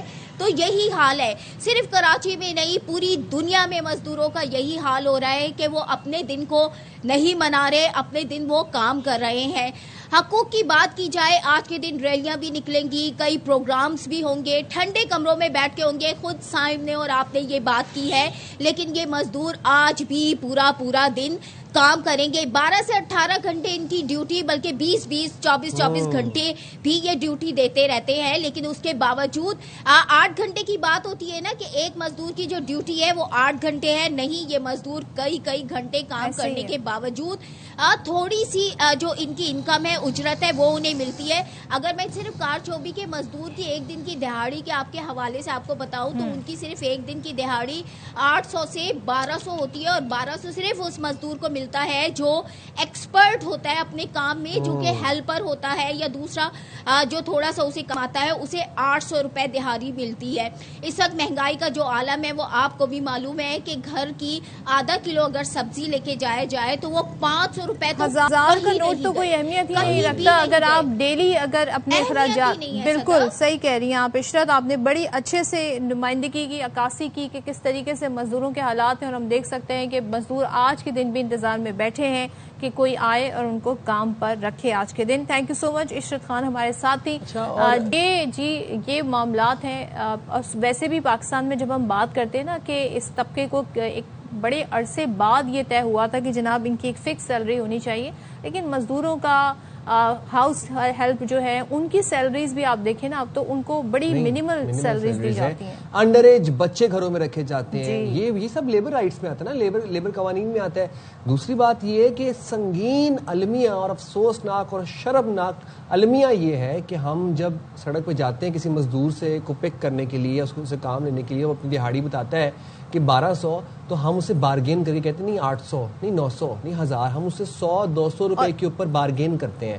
جس نے پورا دن محنت کرنی ہے, پسینے میں شرابور ہوتے ہیں, اچھا اس کے بعد پھر اس کو 2 گھنٹے ایکسٹرا بھی کام کرواتے ہیں اپنے گھر میں لے جا کے, اور ٹائم پہ اس کو اجرت بھی اس کی نہیں دیتے ہیں. تو یہ بھی بڑا المیہ ہے. بہرحال اس پہ بات ہم مزید بھی کرتے رہیں گے. موونگ فارورڈ ذرا آگے بڑھتے ہیں اور بات کرتے ہیں کچھ ایسے چیزوں کے حوالے سے بھی. ظاہر ہے پاکستان از ہیولی ریلائنگ آن ٹیکسز, ہماری جو معیشت ہے وہ ٹیکسز پر کافی زیادہ چلتی ہے. ایسے میں ہم دیکھتے ہیں کہ کچھ جہاں پر جو لوگ ٹیکس ایویڈ کرتے ہیں, ٹیکس نہیں دیتے ہیں, تو پھر وہ بڑا مسئلہ بھی کریٹ کرتے ہیں. ملک میں غیر قانونی جو سگریٹ ہے اس کی تجارت ایک سنگین معاشی اور ایک انتظامی چیلنج بن گئی ہے, اور یہاں پر ہم دیکھ رہے ہیں کہ ایک طرف ٹیکس چوری سے قومی خزانے کو اربوں روپے کا نقصان ہو رہا ہے, تو دوسری جانب قوانین کی بھی عملداری اس پر نہیں ہو رہی ہے. FBI کی جانب سے ایک سسٹم متعارف کرایا گیا جسے کہتے ہیں ٹریک اینڈ ٹریس سسٹم. وہ اس صورتحال پر قابو پانے کی کوشش تو کر رہا ہے, لیکن جو حالیہ کچھ رپورٹس آئی ہیں وہ یہ بتاتی ہیں کہ مارکیٹ میں سینکڑوں غیر قانونی سگریٹ برانڈز اب بھی کھلے عام فروخت ہو رہی ہیں. ایسا نہیں ہے کہ اس پہ کریک ڈاؤن نہیں ہوا ہو, لیکن وہ کھلے عام مل رہی ہیں, دن دہاڑے مل رہی ہیں, اور سب کو پتا ہوتا ہے کہ وہ کہاں پر مل رہی ہیں. بالکل. اچھا, اور اس پر گفتگو کے لیے پھر ہمارے ساتھ موجود ہے ریسرچ اینڈ انسائٹ اسپیشلسٹ اور executive director IPOR Tariq Junaid صاحب. بہت شکریہ طارق صاحب, آپ نے پروگرام کے لیے وقت نکالا. جب ہم ٹریک اینڈ ٹریس سسٹم کی بات کرتے ہیں, یہ کیا ہے ٹریک اینڈ ٹریس سسٹم, یہ کس طرح سے کام کرتا ہے, اس کے کیا مقاصد تھے؟ تھینک یو ویری مچ صدف صاحب, آپ نے مجھے پروگرام پہ ٹائم دیا. یہ جو ٹریک اینڈ ٹریس سسٹم ہے یہ 2022 میں جو ہے نا انٹروڈیوس کرایا تھا گورنمنٹ نے, کہ اور یہ صرف سگریٹ انڈسٹری پہ نہیں تھا, یہ سیمنٹ پہ اور شوگر اور دیگر انڈسٹریز پہ بھی تھا. تو ایک سٹیمپ تھا جس کے اوپر ایک QR کوڈ ہوتا ہے, تو یہ انہوں نے مینڈیٹری کیا تھا تاکہ ٹیکس ایویژن کو روکا جا سکے. تو اس کے اوپر جب سگریٹیں جو اب مارکیٹ میں آ رہی ہیں, آپ اگر جو اسموکرز حضرات ان کو پتا ہوگا کہ اس کے اوپر ایک سٹیمپ لگی ہوتی ہے جس سے یہ پتہ لگتا ہے کہ یہ سگریٹ لیگل ہے. تو یہ انٹروڈیوس کرایا تھا 2022 میں. اچھا طارق صاحب, ایک چیز میں آپ سے جاننا چاہوں گا کہ کراچی میں, لاہور میں تو پھر ہمیں اس طرح کے سگریٹس نظر آتے تھے, ڈبیاں ہوتی تھیں جن پہ QR نصب ہوتا تھا.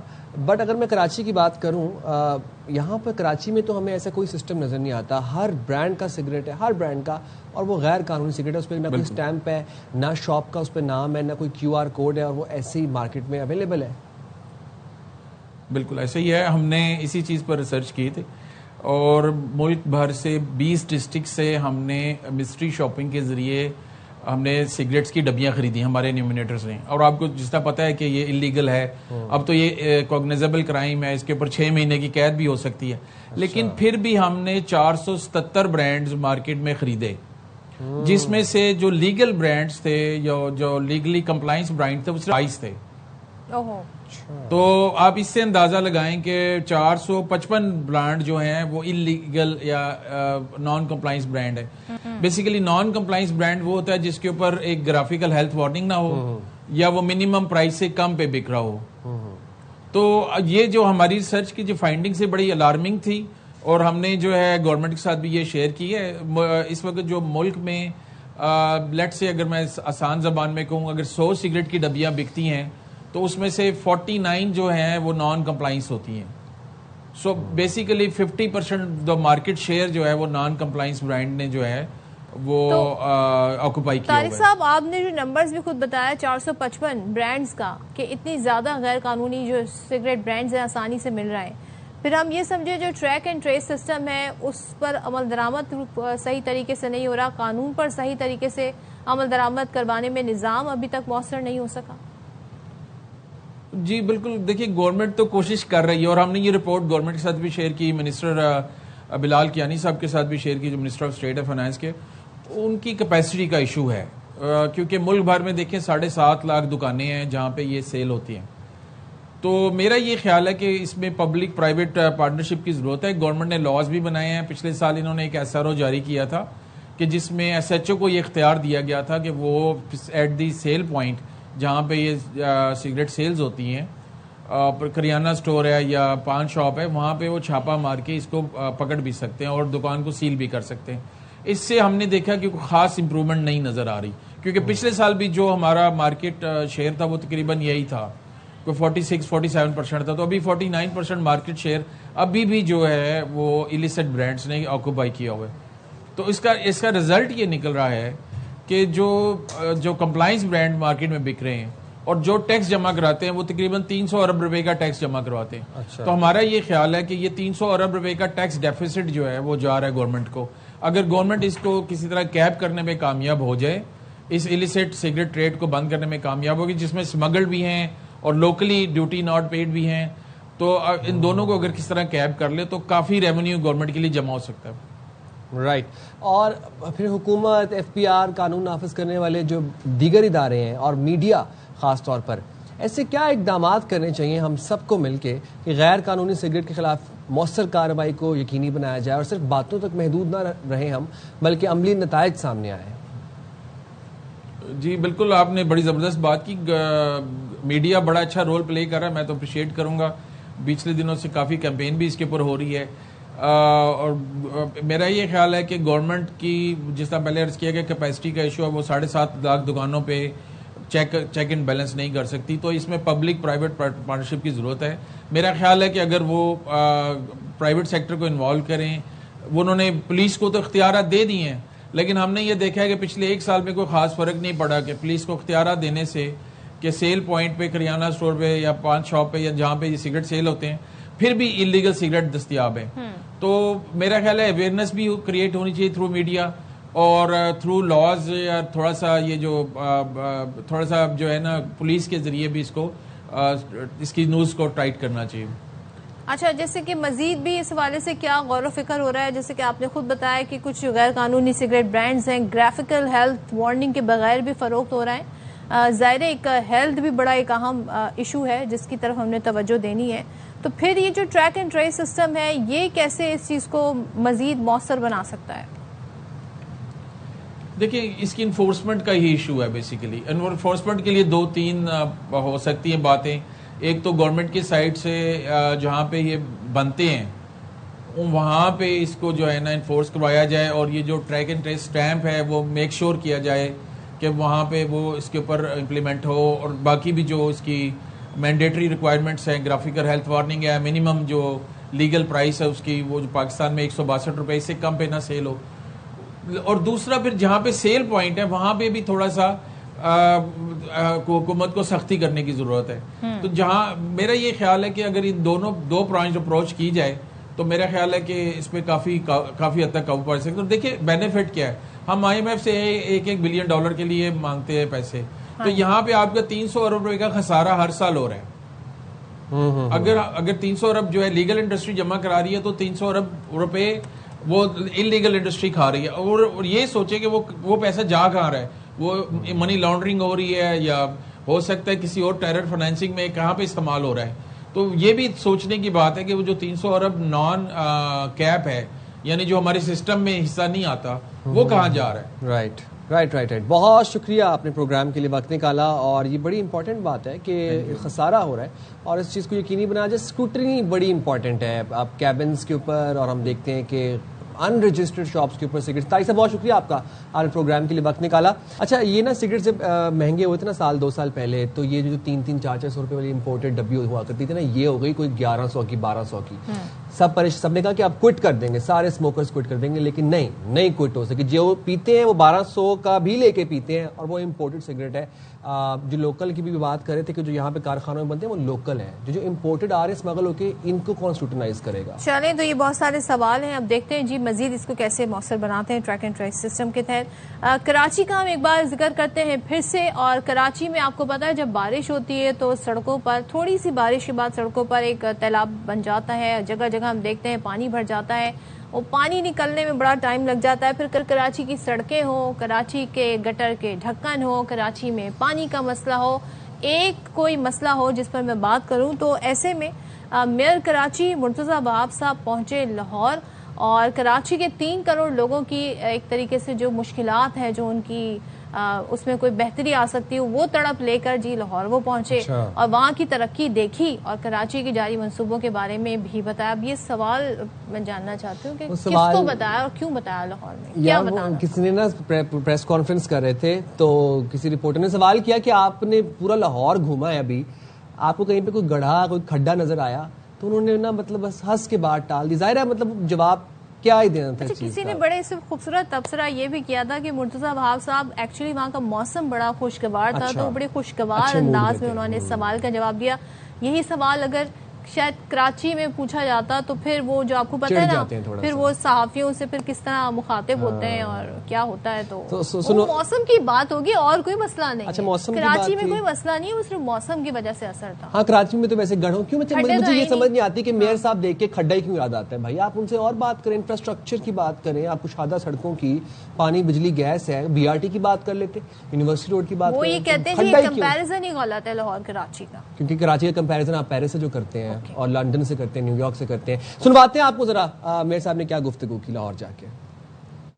से लाहौर को कंपेयर करते हैं, लड़ाई झगड़ा शुरू हो जाता है। मेरा भाई कह रहा था 3 करोड़ की आबादी है, लेकिन पॉपुलेशन का नंबर 3 करोड़ दिया नहीं जाता। ये तो नहीं कहूँगा पाकिस्तान को पालता है, बट पाकिस्तान का कमर्शियल दारुल खिलाफा है। सियासी कशमकश में कराची लाहौर की लड़ाई दिखा के हम पाकिस्तान की खिदमत नहीं करते। कराची वाटर सीवरेज कॉर्पोरेशन की इंतजामिया के साथ आया हूँ, देखें कि लाहौर क्या काम कर रहा है, उनको बताएं कराची में हम क्या काम कर रहे हैं। बहुत सारी जो इनोवेटिव आइडियाज लाहौर के अंदर इस्तेमाल किए गए हैं, जिसको कराची के अंदर भी इम्प्लीमेंट किया जा रहा है। इस हवाले से हम कोई MOU साइन करें KWSC और वासा के दरमियान।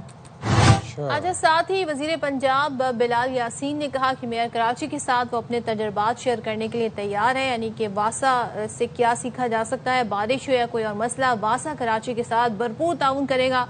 और कराची की टूटी सड़कों, गढ़ों और पानी के मसाइल ने लाहौर में भी, फिर कहते हैं ना, मेयर कराची का पीछा नहीं छोड़ा। वो जो साइम बता रहे थे कि सवाल उनसे पूछा गया तो वो हमने आपको दिखा दिया। अब पब्लिक क्या कह रही है, जरा ये भी जरा आपको सुनवाते हैं कि पब्लिक का इसके ऊपर क्या रद्द अमल है। खासतौर पर लाहौरियों का क्या ख्याल है कि जब मेयर कराची लाहौर पहुंचे हैं तो उन्हें लाहौर से क्या सीखना चाहिए, ये लाहौर की पब्लिक बता रही है। लाहौर में अल्लाह का शुक्र है बहुत तरक्की हुई है, नून लीग ने बहुत काम किया है और बड़े बड़े अच्छे काम किए हैं। उधर कराची में तो मैंने देखा है इतनी सफाई सुथराई है नहीं। लाहौर में आके सीखें, चक्कर लगाएं, लाहौर देखें तो सही कितना खूबसूरत शहर बना हुआ लाहौर। इनको चाहिए कि इंस्पायर हों पंजाब से। पंजाब में बहुत अच्छी डेवलपमेंट्स हो रही हैं, अच्छी अच्छी जगह पे काम किया जा रहा है। इसको मद्देनजर रखते हुए जो हमारी जो गवर्नमेंट की है सिंध, उसको चाहिए कि वो ऐसे काम स्टार्ट करे जिसमें वो वासा को देखे, इलेक्ट्रिसिटी को देखे, उनके जो रोड छूटे हुए हैं उस पर वर्किंग करे। कराची और लाहौर में बहुत बड़ा डिफरेंस है। लाहौर में आप देखें डेवलपमेंट के हवाले से, आप रोड्स देखें, आप बाकी जितनी भी डेवलपमेंट्स है वो देखें, बहुत ज़्यादा फ़र्क है। अगर बारिश कराची में होती है तो बहुत ज़्यादा खड्डे हैं, वहाँ पे सड़कें बनने वाली है। लाहौर के अंदर हमें ये देखने को बारिश वगैरह ज़्यादा होती है तो हमें बहुत स्मूथली चीज़ें मिलती है। मैं कराची को ये मशवरा दूंगा कि यहाँ का निज़ाम लाहौर का, पूरे पंजाब का बहुत अच्छा निज़ाम है, क्योंकि जब से मरीम नवाज आई हैं, वजीर आला हैं, उन्होंने बड़ा अच्छा काम करवाया। जैसे स्पीडो बसें चल रही हैं, मेट्रो बस चल रही हैं, बगैर किराया भी नहीं है, वाईफाई हर जगह पे है और तरक्याती काम तेजी से हो रहे हैं। जी, ये तो लाहौर के शहरी होगा ना। अब कराची के शहरी क्या कहते हैं मेयर साहब के दौरे लाहौर के ऊपर, जरा आपको वो भी सुनवाते हैं। कोई उम्मीद नहीं है कि मेयर कराची कुछ सीख के आएंगे। रोडों की हालत आप देख लो, सुबह निकलते हैं, एक दिन सड़क बनती है, दूसरे दिन टूट जाती है। अब हमारी बिनिस्बत आप देखो, सिंध के अलावा आप KP के देखो, आप पंजाब देखो, कुछ भी नहीं होता भाई। वहाँ पे खाली तरक्की होगी, कराची में कुछ भी नहीं होगा। आए दिन डकैती है आपके सामने, हर दिन यही सीन है बिल्कुल। और लाहौर माशाल्लाह इतना अच्छा होता जा रहा है। सीख के तो आना चाहिए, अब आगे इन्होंने काम कराना है या नहीं वो तो इन्होंने देखना है, सिंध गवर्नमेंट ने। उम्मीद रखनी चाहिए, इंशाल्लाह कुछ तो बेहतर करा ही देंगे। चलें जी, तो कराची वालों के ख्यालात आपने सुन लिए। इसके बाद हम क्या कह सकते हैं, तो कराची में जी बल्दियाती सतह पर जो काम हो रहा है उस हवाले से भी हम बात करेंगे। खासतौर पर रेड लाइन मंसूबे की आपने रिसेंटली सुना होगा कि जो यूनिवर्सिटी रोड है उसका अब बाकायदा तौर पे काम जो है वो FWO के सुपुर्द कर दिया गया है। और खुद वजीर आला सिंध इस बात का इजहार करते हुए नजर आए कि लोग स्ट्रेट ऑफ हरमूज कब खुलेगी, यूनिवर्सिटी रोड कब खुलेगी, ये मुकाबला करने लगे। नहीं, बात अब इतने इंटरनेशनल लेवल पर होने लगी थी, तो कहने लगे मैं जहां जाता हूँ लोग मुझसे ये सवाल पूछते हैं तो काफी एम्बेरसमेंट होती है। चलें जी, भी जरा एक दफा अब आपको एक ओवरव्यू भी दे देते हैं, एक राउंड अप कर लेते हैं जनाब।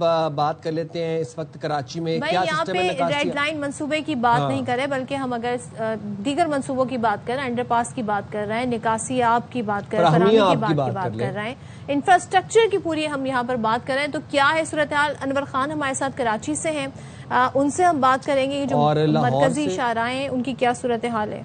और जनाब लाहौर से हमारे साथ अलमास खान मौजूद हैं। तो पहले हम जरा रुख कर लेते हैं कराची का, फिर रुख कर लेंगे लाहौर का। अनवर, आप बताइए कि इस वक्त कहाँ पर मौजूद है, क्या सूरत हाल है वैसे कराची में ऑन ग्राउंड, निकासी आपकी, फराहमी आपके हवाले से, इंफ्रास्ट्रक्चर, मैन होल्स, गड़े आपको भी महसूस होते नजर आते हैं? आप फ्रेम में हूँ।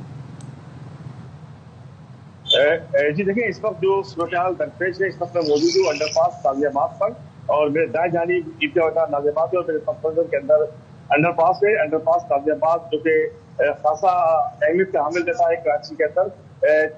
650 मीटर का इसका पुरानिया है, और बुनियादी तौर पर ये जो फाल किया गया था, जो मंसूबा था, जो विजन था, वो ये था कि सलमान शाह रोड और इब्तिया रोड को जो है वो एक साथ मिलाया जा सके और ट्रैफिक की रवानी को कंट्रोल किया जा सके। नाजियाबाद के ये जो अंडर बाईपास है, ये लजबेला, साइड, बल्दिया, नाजियाबाद, नॉर्थ नाजियाबाद के लोगों को ट्रैफिक की रवानी मौसम बनाने के इस्तेमाल किया गया था। ताम गुज़िश्ता चंद सालों के दौरान यहाँ पे जो अंडरपास है उसके अंदर मूसलाधार बारिशों के दौरान न सिर्फ पानी जमा हुआ, बल्कि जो नए ज़ेर तामीर मंसूबे थे पाकिस्तान सरिये की चोरी के वाक़यात भी सामने आए। इसके ऊपर इक़दाम किए और मेरे कराची ने जो है ऑन दिया कम्युनिटी कराची को, कम्युनिटी कराची का ज़ेर तामीर को ताम मजबूत होकर अब सूरत का जायजा लिया जाएगा। तो रात के औकात के अंदर यहाँ पे मध्यम सी लाइट होती है। अंडरपास को जो पूरा कदीम तरीके से सिलसिला है उसकी मुकम्मल तौर पर पकड़ नहीं किया जाता, उसकी निगरानी नहीं की जाती। और शहर की दीगर अहम बड़ी शाहराहों की बात करेंगे तो अब भी शहर की दीगर अहम बड़ी शाहराहों के ऊपर जगह जगह आपको घरे नजर आएंगे। आप शाहरा फैसल की बात कर देंगे या आप शाहरा पाकिस्तान की बात कर देंगे। शाहरा पाकिस्तान के साथ साथ आप यूनिवर्सिटी रोड और यूनिवर्सिटी के पास जिस वक्त नाजियाबाद अंडरपास के साथ चलने वाली जो सड़कें हैं उसकी बात कर देंगे। बहरहाल किसी हद तक रिहेबिलिटेशन का काम और बालिया काम अंडरपास के अंदर हुआ है, काम मजबूत तनाज़ुर के अंदर देखा जाएगा। तो वो जिम्मेदारी अभी तक ताल अदा नहीं की जा सकती, जिसके अंदर कराची के शेड्यूल पे वर्स्ट सूरत हाल का सामना है। तो अंडरपास के अंदर भी जगह जगह जो है कुछ हिस्से नजर आते हैं कि जहाँ से सरिये चोरी कर दिए गए और निकासी आपको तंगी बुझाई यहाँ पे सामने आते हैं। और इस वक्त शहर की जो तमाम अहम शाहराहें उस साल के अब शहरों की शाहराहों पर जब आप पेवर ब्लॉक लगा देंगे तो पेवर ब्लॉक वो हैवी नजर बर्दाश्त नहीं कर पाती है। तो इसके लिए जरूरी होती है कि डामर की सड़कें बनाई जाती है।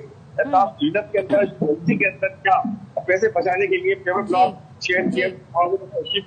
और बारिश के दौरान अनवर साथ ही रहेगा। अलमास की तरफ चलते हैं, लाहौर से जानते हैं। ये बताइएगा अलमास, हमें के लाहौर में जो तरक्याती मंसूबे हैं, क्या वो जो टाइम फ्रेम दिया जाता है उसमें मुकम्मल हो जाते हैं? इस वक्त कौन से मंसूबे हैं? पानी की सप्लाई के क्या इकदाम हैं? बारिशों में क्यों लाहौर की सड़कों पर पानी नजर नहीं आता है, जरा ये बताइएगा। बिल्कुल सदफ, आपने भी लाहौर घूम के देखा है और साइम ने भी लाहौर, बल्कि वो तो है ही लाहौरिया। लाहौर में बार बार कहता हूँ ये लाहौर है। जब मैं लाहौर कहता हूँ तो वाकई ही इसका सब्ज़ा है, इसकी सड़कें। जो आप मुर्तज़ा वहाब लाहौर के खड्डे ढूंढने आए थे, उन्हें खड्डे भी नहीं मिले।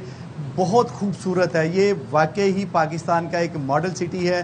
और इसके साथ की अगर खूबसूरती और सफाई में देखूं तो इस्लामाबाद में मुझे मिलती है, इसके अलावा किसी और शहर में मुझे ऐसी सफाई, ऐसी खूबसूरती नहीं मिलती। और जो तरक्याती काम है वो यहाँ पे जितने भी सक्सेसिव यहाँ पे आते रहे हैं वज़ीर आला पंजाब की हुकूमत में, तो वो उन्होंने लाहौर को ख़ास मरकज़ निगाह रखा। और ये वाहिद वज़ीर आला हैं मरीम नवाज़ जिन्होंने पूरे पंजाब को तरक्याती काम जितने भी हैं उनमें डिवाइड कर दिए। लाहौर में शायद कम है, अब वो पूरे पंजाब को वो एक साफ़ सुथरा पंजाब का नारा लेके चली हुई हैं। सबसे पहले जो पाकिस्तान में नारा लगा था वो शहीद जुल्फ़िकार अली भुट्टो ने लगाया था। उन्होंने कहा था कि लाहौर को मैं पेरिस बना दूंगा, लेकिन उन्हें वक्त नहीं मिला। लेकिन उसके बाद जो वक्त मिला वो मियां नवाज शरीफ जब 85 में पहली मरतबा वज़ीर आला बने, 1990 तक वो वज़ीर आला रहे, उन्होंने लाहौर को साफ़ करना शुरू किया। उसके बाद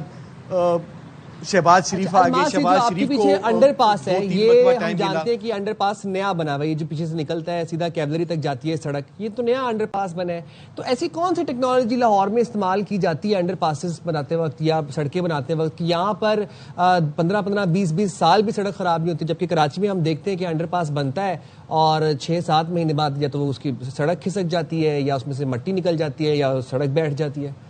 क्या टेक्नोलॉजी आपके पास?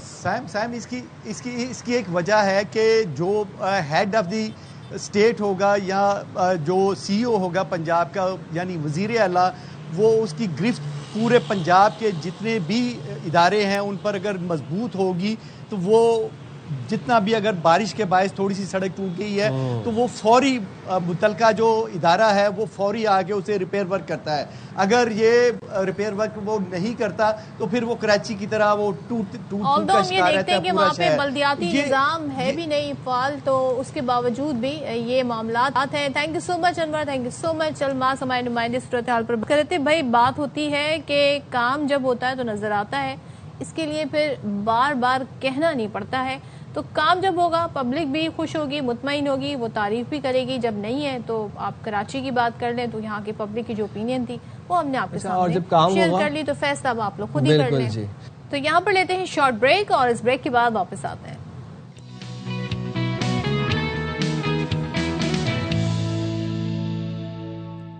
ویلکم بیک جناب. اور ہم ایک دفعہ نہیں, باخبر سویرا میں بارہا بلکہ اب تو آئے دن اس ایشو کو ہم ریز کرتے ہیں, اور وہ یہ ہے کہ کراچی کے تعلیمی اداروں میں منشیات فروخت ہو رہی ہیں. منشیات جیسی لعنت سرایت کرتی اب ہمارے بچوں کے میں کہتا ہوں کہ اتنی ایکسیسیبل ہو گئی ہے کہ 5th گریڈ کے بچے کو پتا ہے کہ فلاں گولی کس کلر کی ہے تو اس کا کیا مقصد ہوگا, فلاں چیز اگر اس کلر کی ہے تو اس کا کیا مقصد ہوگا. اور آپ سوچیں کہ ایڈیبلز اور براؤنیز اور لالی پاپس اور پتہ نہیں کس یس کوکیز بھی, یعنی کہ ان کو ایسے پریزنٹ کیا جا رہا ہے کہ پتہ بھی نہیں چلتا جی کہ منشیات ہوگی. اور اتنا زیادہ مختلف نام, عجیب و غریب قسم کے فینسی نام بھی آ گئے ہیں, مختلف قسم کی یہ فارم میں اویلیبل ہے. اچھا, طالبات تک ایکسس بڑی آسان ہو گئی ہے, اور ہم دیکھ رہے ہیں کہ بڑے بڑے نیٹ ورک جو ہیں وہ بے نقاب ہو رہے ہیں. اب آپ اس سے اندازہ لگائیں کہ ہم نمبر بھول گئے کہ کتنے نیٹ ورک ماضی میں بے نقاب ہوئے, اور وہ اس طریقے سے اب تو اسٹوڈنٹ, اسکول کے اسٹوڈنٹس ہوں, کالج کے اسٹوڈنٹ ہو.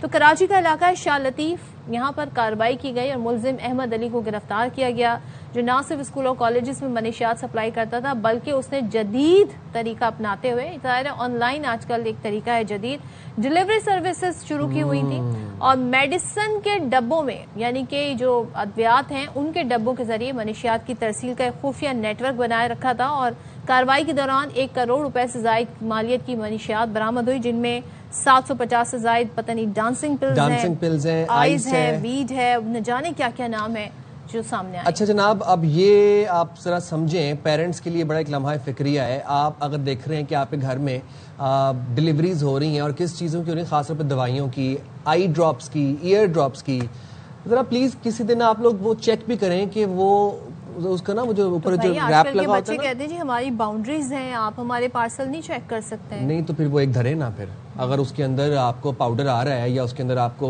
گمیز آ رہی ہیں تو کھول کے چیک تو کرنا پڑے گا. اور بڑا ٹیکنیک ہوتی ہے یہ نا, جو آپ فار ایگزامپل اگر آئی ڈراپس ہے نا تو اس کے اوپر جو ریپ لگا رہا ہے جس میں ساری برانڈنگ ہوئی ہوتی ہے, اس ریپ کو اگر آپ اتاریں تو نیچے سے بوٹل کٹ ہوتی ہے, وہ بوٹل کھولیں اس کے اندر پراپر آپ کو پیکٹ ملے گا. اس طرح سے نظر رکھیں اپنے بچوں پہ. اب جدید طریقے آگے آپ لوگوں کو اپڈیٹ کرنا پڑے گا, ایوالو کرنا پڑے گا. بالکل. چلیں جی, اس پہ مزید یہ جو نیٹ پکڑا گیا ہے کیا انکشافات ہوئے ہیں بات کر لیتے ہیں. ہمارے نمائندے کامل عارف ہمارے ساتھ اسٹوڈیوز میں موجود ہیں. کامل تھینک یو سو مچ. کامل ذرا مجھے بتائیے گا, اب یہ کوریئر سروس والا معاملہ نیا تو نہیں ہے, جس طریقے سے سپلائی ہو رہی تھی, ویسے یہ ٹریس کیسے ہوئے؟ جی دیکھیے, ایک تو اس کی جو ایک دم آپ نے دیکھا ہے کہ گرفتاریاں ہونا شروع ہوئی ہیں, اس کی تھوڑا سا بیک گراؤنڈ ہے. یہ اس گرفتاریوں سے 2-3 دن پہلے قائمہ کمیٹی کا اجلاس ہوا کراچی میں, جس کا چیئر کیا تھا فریال تالپور صاحبہ نے, اور انہوں نے اس بات کے اوپر ہمیشہ کی طرح منشیات کے اوپر بڑا سخت رد عمل دیا. اور اس کے اوپر اندر کی سٹوری یہ ہے کہ اس اجلاس میں بڑی بحث ہوئی جس میں آئی جی سندھ سے ریلیٹڈ بھی بڑی سخت سوالات کیے گئے, اور خاص طور کے اوپر اسکول, یونیورسٹیز اور کالجز میں جو منشیات کا ریشو بڑھتا چلا جا رہا ہے اس کے اوپر کافی بحث ہوئی, اور پولیس کو جو ہے کافی آئی جی سندھ کو جو ہے سخت سوالات کا سامنا کرنا پڑا. اب یہ کہہ لیجیے کہ تھوڑی سی آئی جی سندھ کی سرزنش بھی ہوئی اس میں, اور پھر اس میں آئی جی سندھ نے اپنی طرف سے موقف یہ رکھا کہ صرف پولیس ہی نہیں بلکہ کراچی میں جو ہے وہ مختلف ادارے موجود ہیں جن کا اسپیسیفکلی کام جو ہے منشیات کو روکنے کا ہے, لیکن ان کو کہا گیا کہ نہیں جی پولیس کا بیسک کام یہ بھی ہے تو پولیس نے یہ بھی کرنا ہے. اور اس کی بیک گراؤنڈ میں جو اسٹوری ہے وہ یہ ہے کہ حالیہ دنوں, کیونکہ یہ آن ریکارڈ نہیں ہے اس لیے میں کسی کا نام نہیں لوں گا, سندھ کی ایک اہم شخصیت ہے اور ان کے بیٹے بھی ڈرگس کی وجہ سے استعمال کرنے کی وجہ سے انتقال کر گئے. اور ایسے کئی بیوروکریٹس کے بچے ہیں جن کے بچے جو ہیں یا تو اس لت میں مبتلا ہیں یا وہ بیماری میں مبتلا ہو چکے ہیں, یا ایک آدھ انسیڈنٹ ایسا بھی ماضی میں رپورٹ ہوا ہے جس میں کسی کے بچے کے انتقال کی خبر بھی ہم تک موصول ہوئی ہے. کیونکہ وہ آن ڈاکومنٹ نہیں ہوتا, ریکارڈ پہ نہیں ہوتا, تو ہم اس کے نام نہیں نہیں لیتے. اچھا اب ہم آ جاتے ہیں اس نیٹ ورک کے اوپر. یہ نیٹ ورک جو ہے, یہ لڑکا جو پکڑا گیا یہ پہلے ایک موٹر سائیکل پہ رائڈر کا کام کرتا تھا خود. پھر اس کو پتا چلا ایک دن کہ یہ جو مجھے پارسل دیے جاتے ہیں مختلف جگہ سے مختلف جگہ ڈلیور کرنے کے لیے, اس میں جو ہے ڈرگز ہوتی ہے. جو بندہ اس کو دیتا تھا پھر اس نے اس سے رابطہ کیا کہ بھئی یہ جب مجھ سے, اچھا یہ خود پڑھا لکھا ماسٹرز لڑکا ہے اور اس نے جو ہے ایک جرمن لینگویج بھی سیکھ رہا تھا, اس نے جرمنی جانا تھا, لیکن کیونکہ وسائل اور پیسے اور ملٹی پلائی ہونے کی وجہ سے اس نے جب دیکھا کہ میں رائڈر کا کام کرتا ہوں, مجھے نوکری مل نہیں رہی اور ایک جگہ سے دوسری جگہ مجھے ایک میڈیکل دوائی دے کے بھیجا جاتا ہے لیکن الٹیمیٹلی اس میں منشیات ہوتی ہے.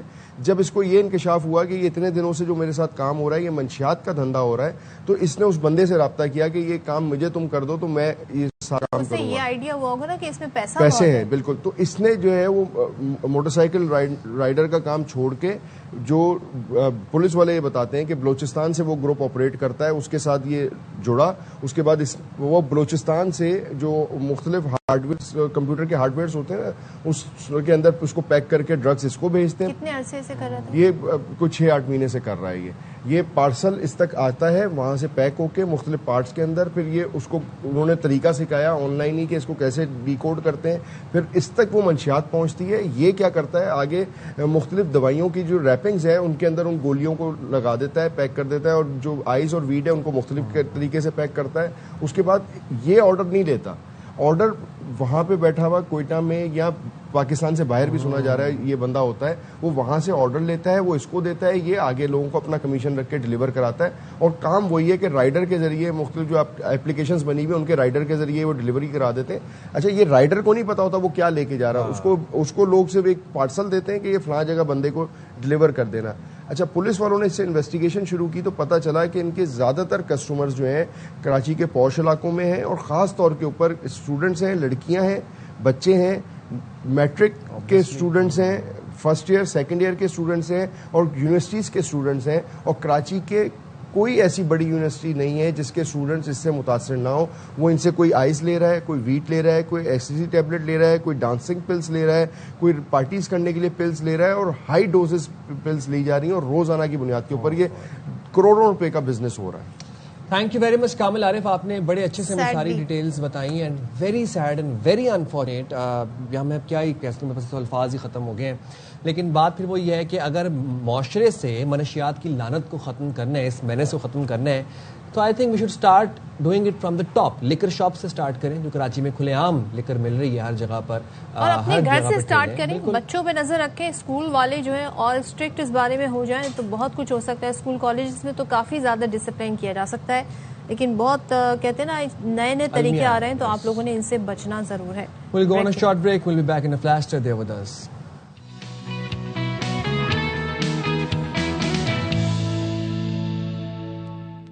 Welcome back once again. اور کچھ کہنا چاہ رہے ہیں. Before moving to the next segment, میں ایک بات یہاں پر پلیز مینشن کرنا چاہتا ہوں. دیکھیں گرمی بڑھتی چلی جا رہی ہے, گرمی ایکسٹریم ہو رہی ہے, اور اس گرمی میں ایک تو آپ جس سے بات کرو آگے سے اگلا بندہ ٹراما ڈمپنگ شروع کر دیتا ہے. پلیز تھوڑا سا اس بات کا خیال رکھیں کہ ہر بندے کے پاس اپنا اپنا بیگیج ہے, اور آپ نے اپنا بیگیج خود ڈیل کرنا ہے, میں نے خود کرنا ہے.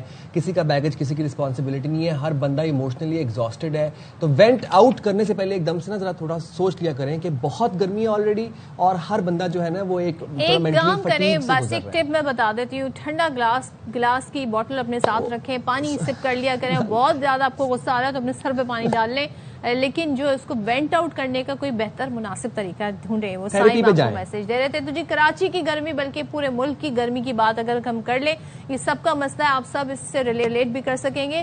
جو اسکن ڈیزیز ہے وہ تیزی سے پھیل رہی ہیں, سویٹنگ زیادہ ہو رہی ہے, خارش بہت ہو رہی ہے, پھر ریڈ کلر کے دھبے پڑ جاتے ہیں, الرجی بہت ہو رہی ہے, بہت شکایت عام ہو رہی ہیں.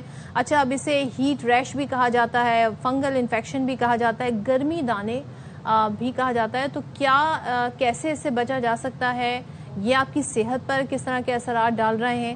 کیونکہ کچھ لوگ جو ہیں وہ سوچتے ہیں جی ہم اوور دا کاؤنٹر کوئی آئنٹمنٹ یوز کر لیں, کوئی powder talcum powder sort of use کر لیں تو اس سے بہتر ہو جائیں گے. آن لائن اتنی بھرمار آ گئی ہے برانڈز کی, پروڈکٹس کی, ٹوٹکے آ گئے ہیں. اچھا پہلے تو جو گھریلو ٹوٹکے ہوتے تھے نا, اب میں دیکھتا ہوں وہ آن لائن بک رہے ہیں. وہ ٹوٹکے 4-5 کریمز مکس کی اور پکڑ کے وہ اسٹیرائڈ والی کریمز لگائی جا رہے ہیں لوگ, اور گرمیوں میں لگا رہے ہیں.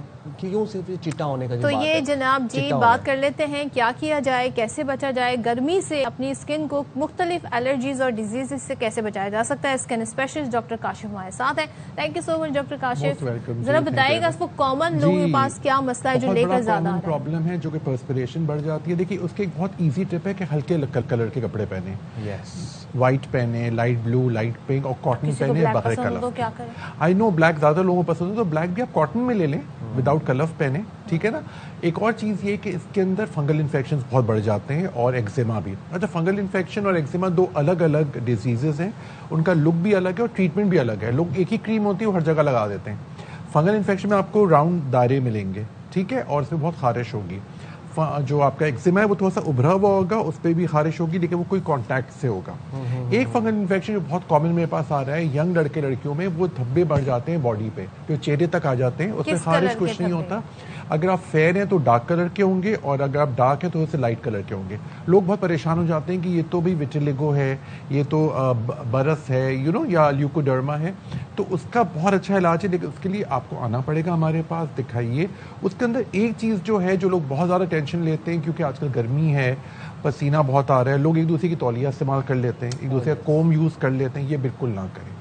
پانی کا شدت سے زیادہ وہ یوز کریے. اگر پانی آپ کو بورنگ لگتا ہے تو لسی لے لیجئے, لیمو پانی لیجئے. آج کل تو لیمن منٹ آپ گھر پہ بنا سکتے ہیں. یہ چیزیں بہت ضروری ہیں. کھیرا بہت کھائیے.